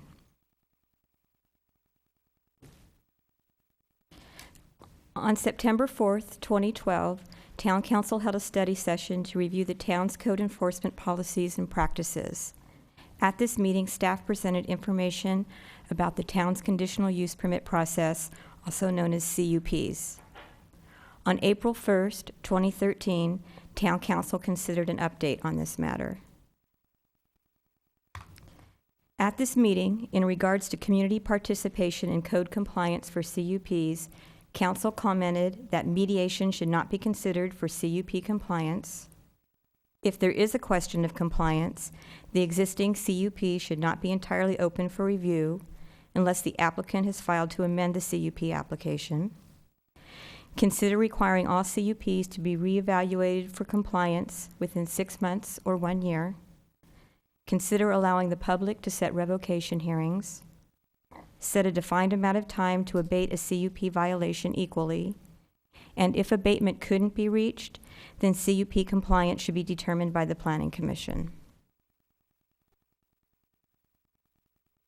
Your report lists 3 alternatives for council consideration as a means to allow an opportunity to provide public involvement regarding CUP enforcement matters. The first alternative is status quo, no change. Pursuant to Town Code, the Planning Commission on its own motion or on recommendation from the Director of Community Development, or if requested by Town Council, can hold a public hearing to consider modifying or revoking any zoning approval. Therefore, currently any concerned citizen can go before the Planning Commission and Town Council to voice their concerns about an existing CUP and request that the CUP be considered for revocation or be considered for modification. The Planning Commission or the Town Council would make the determination on whether or not the matter should be scheduled for a public hearing. This process opens the entire CUP for review, but does not likely address staff interpretation on issues. This process does address the concern raised in the email correspondence noted in your desk item. The second alternative would be a town code amendment to request an interpretation made by the Director of Community Development regarding a condition of approval of a CUP. Staff has suggested 2 options to amend the town code. The first option would be to allow a member of the public and/or a business owner a process to request that the interpretation be reviewed by the Planning Commission. The second option would be to allow a formal appeal process to the Planning Commission, which pursuant to Town Code would require a public hearing. Either of these options would allow both the business owner or a member of the public an opportunity to request an interpretation by the Planning Commission if they disagreed with staff's interpretation. The request for interpretation option would be considered by notice to the parties involved, and the appeal process would be considered through a public hearing process. Either of these options would only focus on interpreting specific conditions of approval and would not open the entire CUP for discussion. Pursuant to Town Code, any decision of the Planning Commission is appealable to the Town Council. The third option, and this option could be used whether or not you implement the first 2 alternatives, would require all CUPs to be reevaluated for compliance within 6 months or 1 year. For some of the existing CUPs, town staff or the deciding body has included a condition of approval to reevaluate the CUP within 6 months or 1 year from when the business commences operation. The basis for this evaluation is to ensure the condition imposed are mitigating potential impacts which were identified during a public hearing process, and in some cases to ensure compliance. When applied, the condition has been only for a one-time review. There have been cases where during the evaluation it was determined that the reevaluation should be continued for 1 more period. For the reasons discussed in your report, staff does not require that all new CUPs have a condition to be reevaluated before the Planning Commission. As an alternative, staff is suggesting that a condition, that for new conditions, as an alternative, staff suggests a condition that a new CUP can be open for reevaluation to only consider selected issues that were raised during the public hearing process. If council directs staff to implement this alternative, council should consider whether or not there should be a minimum number of complaints required to open the matter for reevaluation. In conclusion, staff is seeking council comment and direction regarding the conditional use permit compliance process.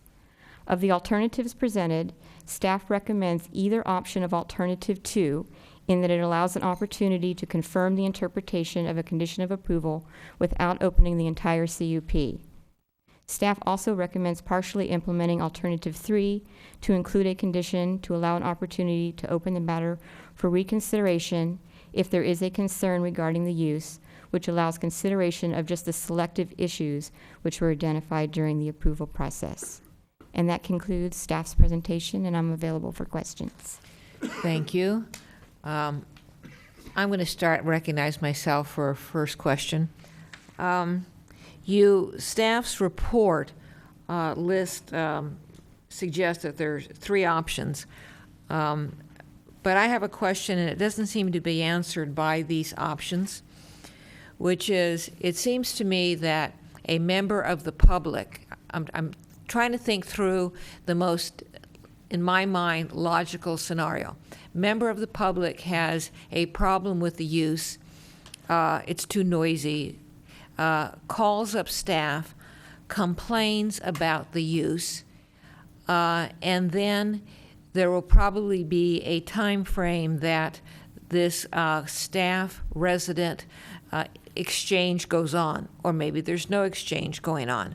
So my question is, what is the suggested process if, in order to inform the resident or the business person in town, the complainer, that they can go to the Planning Commission? Because actually, under the current ordinance 292315 and 292310, you have the ability of the Planning Commission to review the CUP, but I don't know how realistically a member of the public would know that they have that right. So my question is, how can the public be more realistically apprised of that right?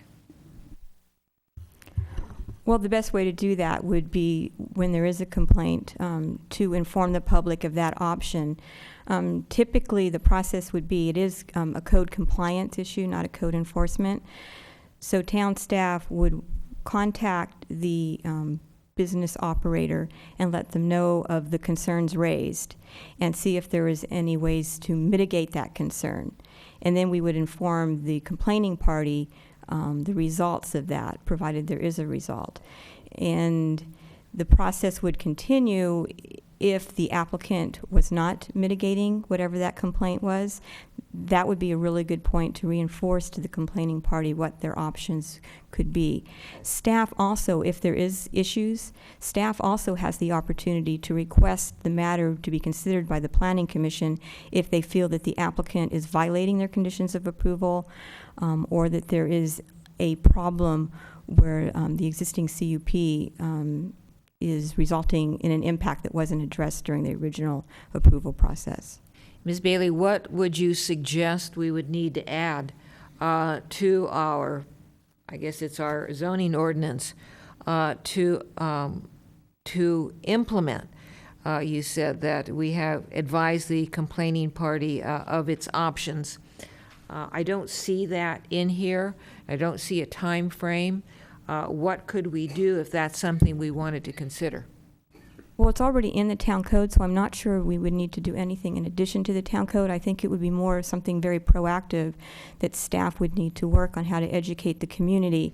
And one of thing we could do when we put the CUPs online, we could put the options and of what the process is and the options available to the general public on the steps to take if there is a zoning concern. Mr. Larson. My additional comment would be, if the council were to retain the status quo or not make any change, it would simply be direction to staff to ensure that any complaining party knows that they have the option to approach the Planning Commission, the mayor, or 2 members of council to request consideration of their issue. And it's rather than an ordinance change, it's a direction. With regard to direction to staff, right now I have Ms. Bailey and Mr. Larson, and so then 5 years from now, maybe I don't have Ms. Bailey and Mr. Larson. How can we memorialize or make concrete this direction to staff? On code enforcement forms, which I don't believe are explicitly approved by council, but we always list the appeal rights of the parties. So it would be on some documentation that we would specify the appeal rights as well as on our new CUP webpage that's underway. All right. Other questions? Ms. Jensen? I had a question about the three options that are presented. I'm assuming that they are presented as 1, 2, or 3. What if I, as a council member, think something from 1 is okay, something from 2 is okay, something from 3 is okay, but I don't like the whole thing and I don't want to just choose one? I'm assuming I can say, this is a good idea, but that isn't? Absolutely, and if you have another option, that would be welcome too. And a follow-up to the mayor's question. As I understand the way our code currently is, if there is a code enforcement complaint and the staff interprets the issue as A, and the complainer interprets it as B, well, let's say business versus resident. The business who holds the permit could appeal the interpretation if it went against them, but the resident can't currently under our code. Is that correct? That is not correct. We do not have a process for either the business operator or a concerned citizen to file an appeal of an interpretation. So these alternatives, alternative 2, would allow actually the business operator as well, if he disagrees with staff's interpretation, which has happened. To clarify, if I may, Mayor and Councilwoman Johnson, for code enforcement, the person a code enforcement action is taken against does have a specific appeal process. That is not the same for CUP. So it's the two different paths we talked about in late 2012 on code enforcement versus CUPs. And I should clarify, the options here, there's no action needed for number 1 unless there were to be a direction or a request for a policy statement on communications to complainants. And doing number 2 doesn't in any way change the status quo. The status quo language would remain in the code as well for the public to request revocation or modification hearings. And same with number 3. So you can pick and choose from all of these or none of, really not none of them, but all of them. Mr. Brzezinski. Thank you, Madam Mayor. This is on the third option. Require all CUPs to be reevaluated for compliance within 6 months or a year. We have done this. Could you refresh my memory? What would be a typical reason why we would do this for one CUP and not another? It would be for a business operation where either the general public has raised a concern about traffic, like for schools, like where the drop-off facility is, how the path of travel works. So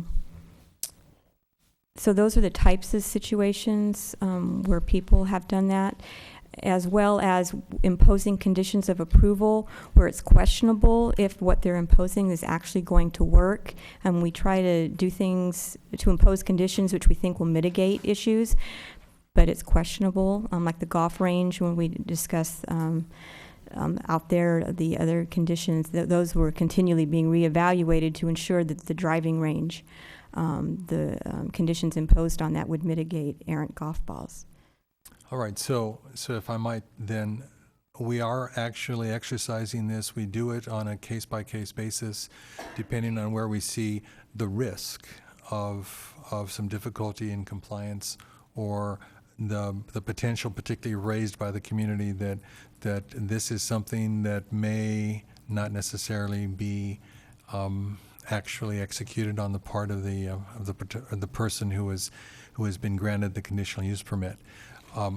Because I'm thinking that as the manager indicated, we can choose one from column 2 and one from column 3, but fold them into column 1 in effect, because it seems to me that the current zoning is the umbrella under which we operate. And if I understood you correctly, Ms. Bailey, you outlined a whole series of things that occur in our current zoning that for the conditional use permit that already allows for almost everything that's contained in 2 and 3 anyway. Is that not correct? That's correct. Ms. McNutt. Thank you, Mayor. So when I read this the first time, I thought staff had done a really poor job of writing it. And then I read it the second time, and I thought staff had done a really poor job. And then on my third, fourth, or fifth time, I figured out it was nicely written. The problem is this is really complicated because it feels like there are all of these pitfalls kind of hidden in any of these options of unintended consequences and providing an opportunity for there to be abuse of the system. So following on Ms. Jensen's modus operandi, which I tend to do also, the worst possible case, I was trying to come up with some hypothetical situations. And so I have two. So you have a yoga studio and you have a neighbor who doesn't like people, yogaists, parking in front of his or her house. So they're saying the yoga place is offering too many classes, and they want an interpretation of the CUP. And the CUP only regulates hours of operation. So they want to open that up and have a whole different conversation and limit the number of classes. So staff's interpretation was correct because that's what was there, but now they want to, for their own one person's benefit, want to go through this whole public process.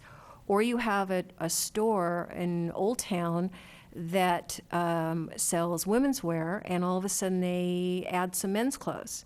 And you have another merchant who sells men's clothes, and they don't like that. So they say, well, we want to put this through a process because the staff says, well, it's legal because the original CUP says they're selling retail. They're selling retail clothes. Doesn't specify what gender or what style or anything like that.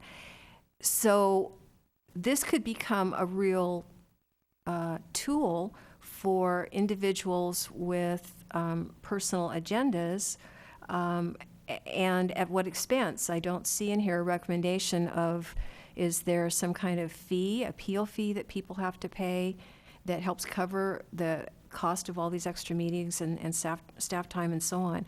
So I'm befuddled by this because as I look at all of these different possibilities, I see problems for all of them. And so I don't actually have a question of staff, but right now I don't see a clear path to finding any kind of combination of ABC that's going to very quickly in a discussion tonight thoughtfully cover all of the ways that we might be setting ourselves up for a lot of problems in the future. Ms. Bailey, I'm going to circle back to the way I started, and I'm looking again at section 2920310, which is the code section allowing, or the ordinance allowing an item to go back to go to the Planning Commission. Do you see any way that if a complaint is made about a CUP and staff intervenes and there is no resolution, that the staff would automatically advise the Planning Commission or refer it to the Planning Commission?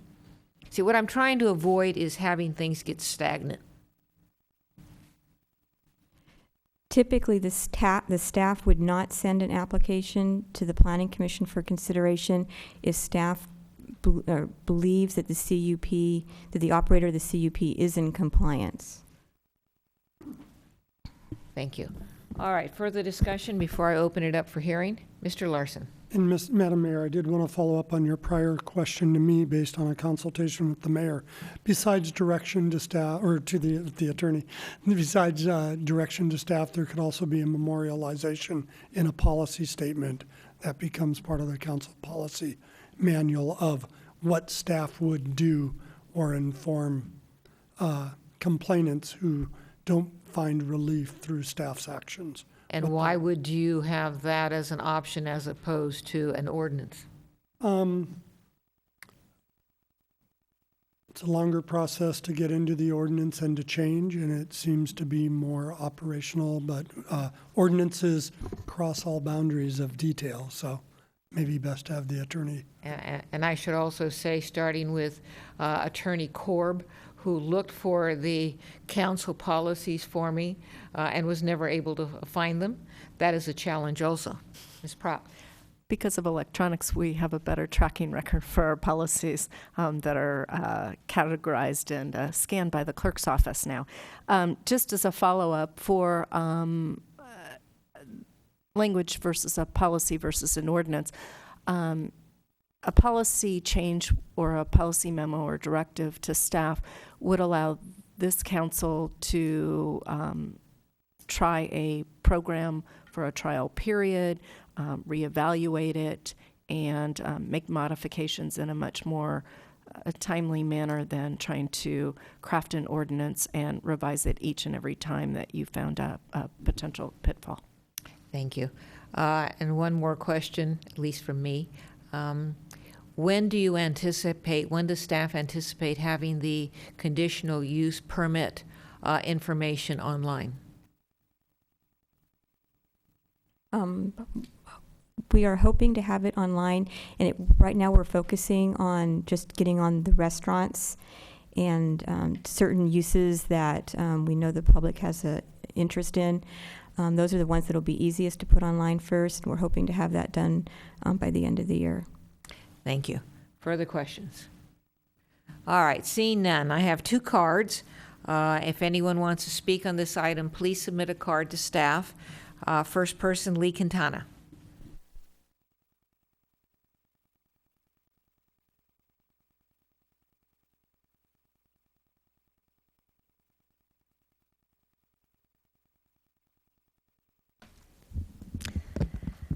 I'm not sure I'm really going to have anything to say. I agree with Councilperson McNutt in her comments. Seems to me, when I was thinking about this, I was trying to put things in categories, and I came up with a rough categorization of CUPs that have already been approved, nobody's complained, they're in compliance, no problem.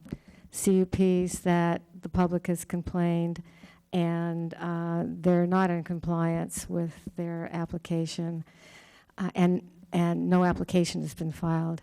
CUPs where an applicant has applied for a permit and they're in violation, and then the new group of CUPs that are being approved now. And I see them, the first group, the second group becomes the first group after they're approved, but the second group has the opportunity of the ordinance being written to more specifically allow for not only reevaluation, but actually change of conditions if what was discussed at the time of the approval turn out to be not the only issues involved, or there were issues that weren't even considered. Now, they could fall under the status quo later on, but it would seem to me to provide a structured opportunity, perhaps identifying those types of applications that tend to have the most problem and require a reevaluation that can add additional conditions, not only for those issues that were discussed at the time, but that were not discussed because nobody knew they were issues.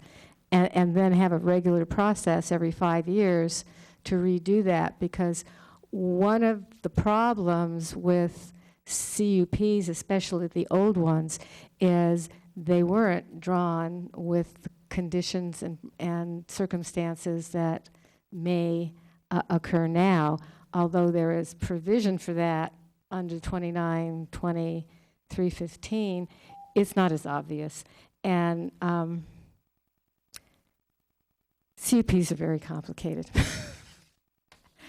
And I guess what my bottom line is to comprehensively look at what is trying to be accomplished and approaching it from that angle, not just opportunity for the public or the applicant, but what, in fact, is the objective of being able to reevaluate CUPs. Thank you. Only have one under the card, Barbara Dotson.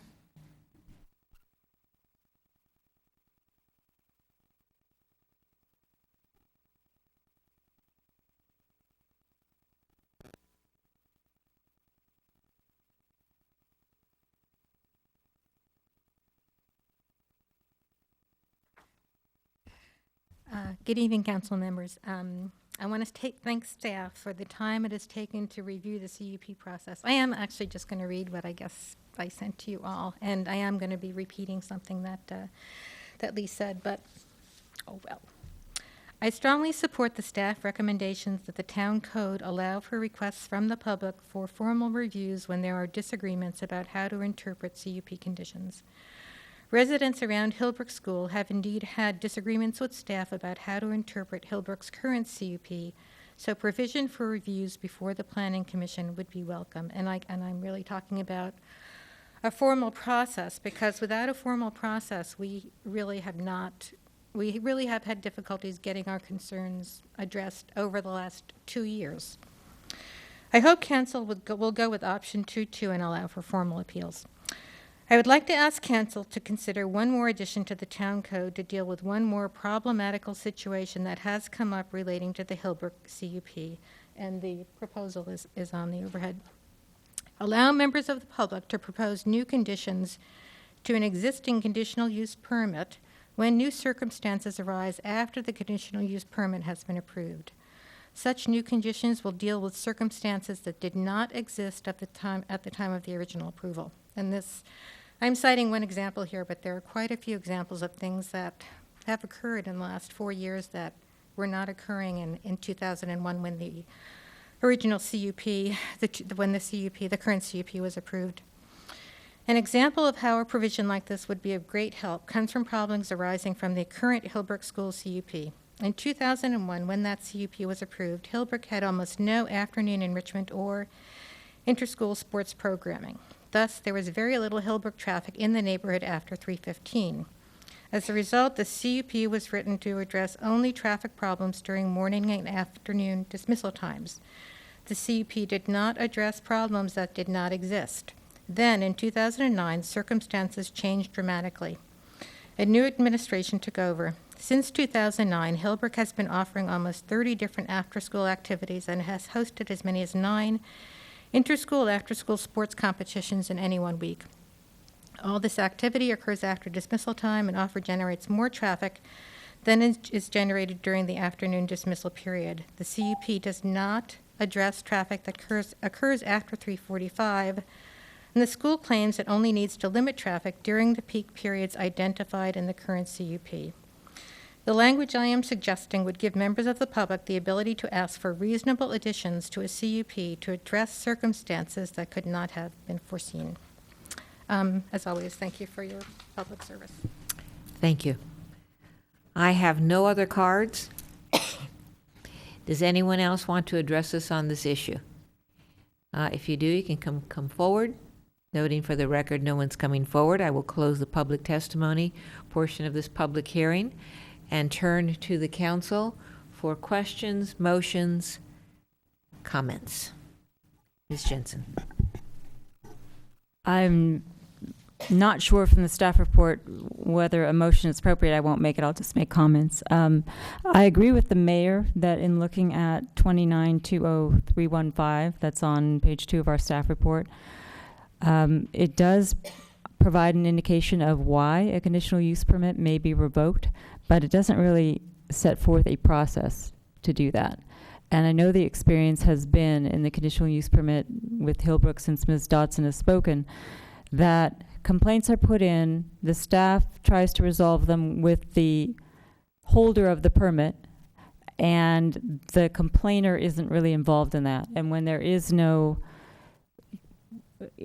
interpretation or result or process that now the complainer can turn to, I think that's a problem. I don't think it would be too hard to put in a process to cause the revocation. In fact, in our celebrated regulatory permanent process for firearms, we put in a process to request a revocation or modification. And I think we could insert that using the same type of language here. That's my first point. My second point is I think it's a good idea to allow an appeal process, and I can see how that could be folded into what I'm suggesting with the change to the existing language, because it would essentially end up being an appeal or revocation if there was a problem. But if there's an interpretation kind of situation, then it may make sense to have a formal appeal. As to option 3 on reviews, I think that Ms. Dodson's suggestion and some other concerns can be solved by making it a default to have a 1-year review. The Planning Commission had discretion and it has put in reviews. If the default is for a 1-year review and the evaluation is after it's put on an agenda that there's no issues, there's no problem, you could put it on the consent calendar to take it off, you could take whatever you want to do, but personally, just being on my Planning Commission experience, I think it's better to have everyone think that you are keeping an eye on what's going on. So, for example, I know we've had a lot of complaints about certain businesses. They get their permit and they're off to the races and they add seats, they do whatever, and there's no real consequence to that, or there's nothing going on. With respect to whether to open up the entire conditional use permit in paragraph 3 under option 3, I have a real issue, and I guess both Ms. Dodson and Ms. Quintana brought it up in different ways, with limiting what you discuss at the review to what was brought up at the original hearing process. Because what if your complaint is about something entirely different that's now arisen? What if there's a new condition? So I don't think it makes particular sense to say specifically members of the public or whoever it is can suggest a new condition, but at the review process, it may make sense if you're opening up the entire thing to now discuss it. And if somebody wants to take somebody up on their suggestion, maybe they will, maybe they won't, but it seems to me that would be the place where you would discuss it. And with respect to Ms. McNutt's concern, yes, everything is subject to abuse, as I said earlier. The examples that were raised by Councilwoman McNutt raised the issue of someone complaining about something that was actually not a violation of the CUP.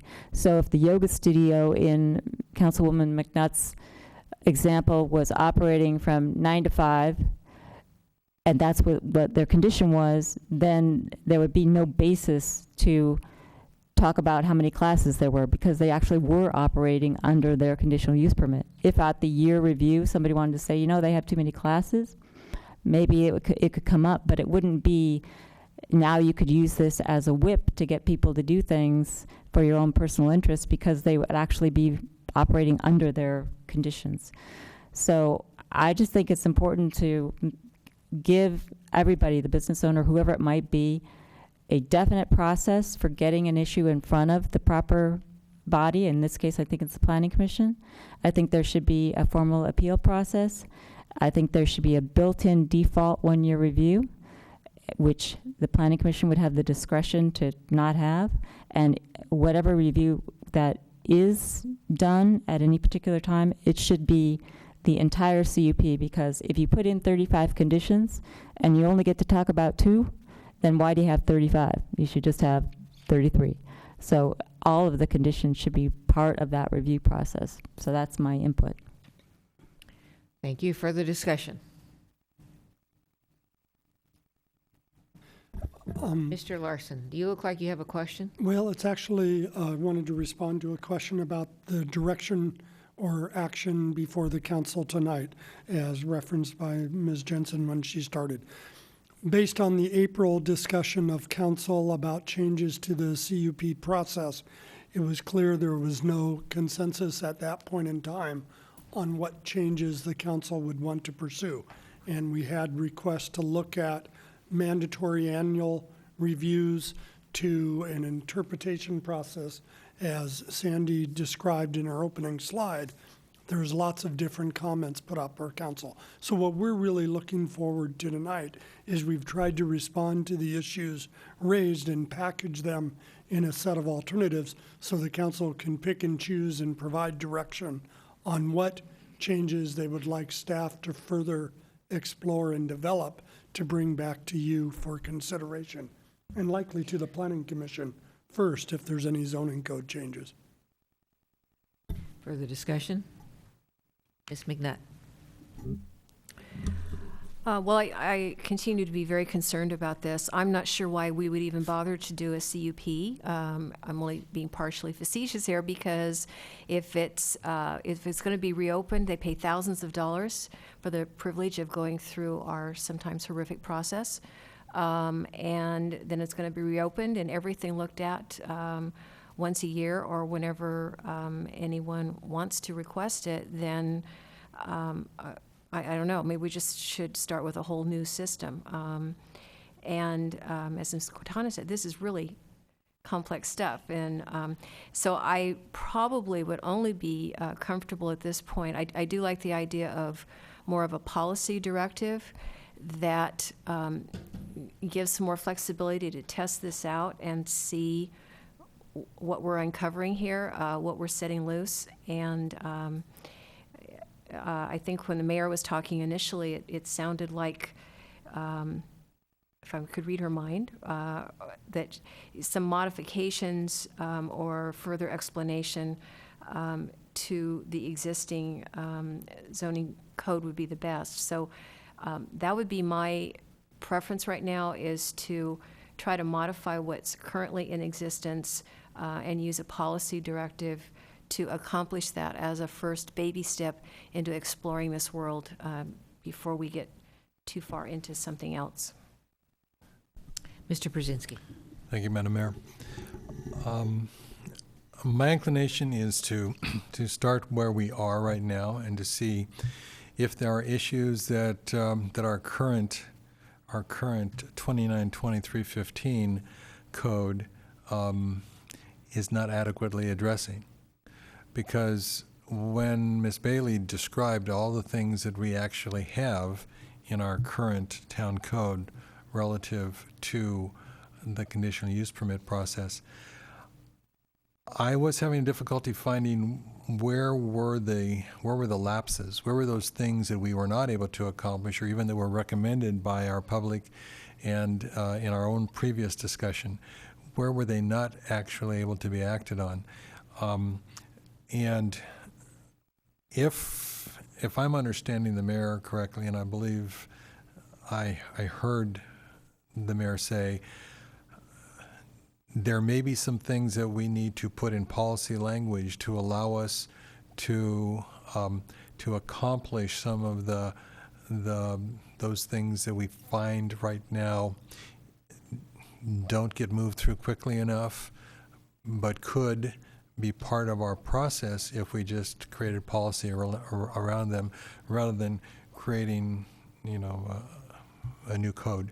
So that would be my inclination. I mean, we can already at the Planning Commission indicate for, a 6-month or a 1-year review. We can already entertain the idea that someone from our community is saying there's a violation of the conditional use permit, that we know what are the conditions under which they're supposed to act. Here's our observation. We're going to report this observation to staff. Staff is going to look at it and say, okay, you are accurately reporting this aberration from the conditional use permit. We will take it to the Planning Commission. It's all there. I guess my question is, without creating a new code or without creating something that's going to deviate from what we've got now, how do we reinforce those things that are already within our capability? How do we create the language that allows us to act on those things now when we see it as a case of significance? And that would be the direction I'd like to take for us tonight, is to take a look at what's kind of massage of policy do we want to engage in at this point in time. All right, well, since people have ideas of what's going on in my head, I will say what's going on in my head. And it is a challenging process. I think Ms. Jensen used the word process, and it is. So I'm going to try a motion. And I'm going to move that this matter go back to staff with the direction that staff analyze and report back to us on 3 issues. The first issue is recommendations as to how a complainant could be advised of the complainant's rights under 2920.315 and 2920.310. I'm mindful that it could be a policy, it could be an ordinance change, whatever, but to advise us of the mechanisms by which to advise the public of its rights under those ordinances. 2, to bring back information to us on when an item goes back to the Planning Commission, whether or not it's, totally opened or not. And in making that recommendation, consider the following. Yes, a CUP might have 35 items on it, but it may be difficult, if not impossible, to determine which of those items is at play. And it may be necessary to open up the entire conditional use permit, or it may not. I'm looking for staff guidance on that. For example, someone may complain about a bar external area having babies in it, and when that complaint is investigated, it may be that the bar is serving liquor without food. So it's just very difficult to identify what the issue is. And then the third issue I would ask staff to report back to us on is whether or not the Planning Commission should consider having a annual or a periodic review of a CUP as a default position from which the Planning Commission can pull back. In other words, they may decide that having a retail store in Old Town doesn't need a yearly review, but have it be a default position that they pull back on. And those are the 3 issues I'd like staff to report back to us on. Ms. Jensen? I'd like to second the motion. We have a motion and a second. Discussion. Seeing none, all in favor? Aye. Opposed? Passes unanimously. Mr. Larson, do you need to repeat what I said, or do you think you have it? I think we have it, and we can see it on video. That's right. You can go right to the end. It makes it easier when something's at the end. All right. Thank you all. Meeting's adjourned.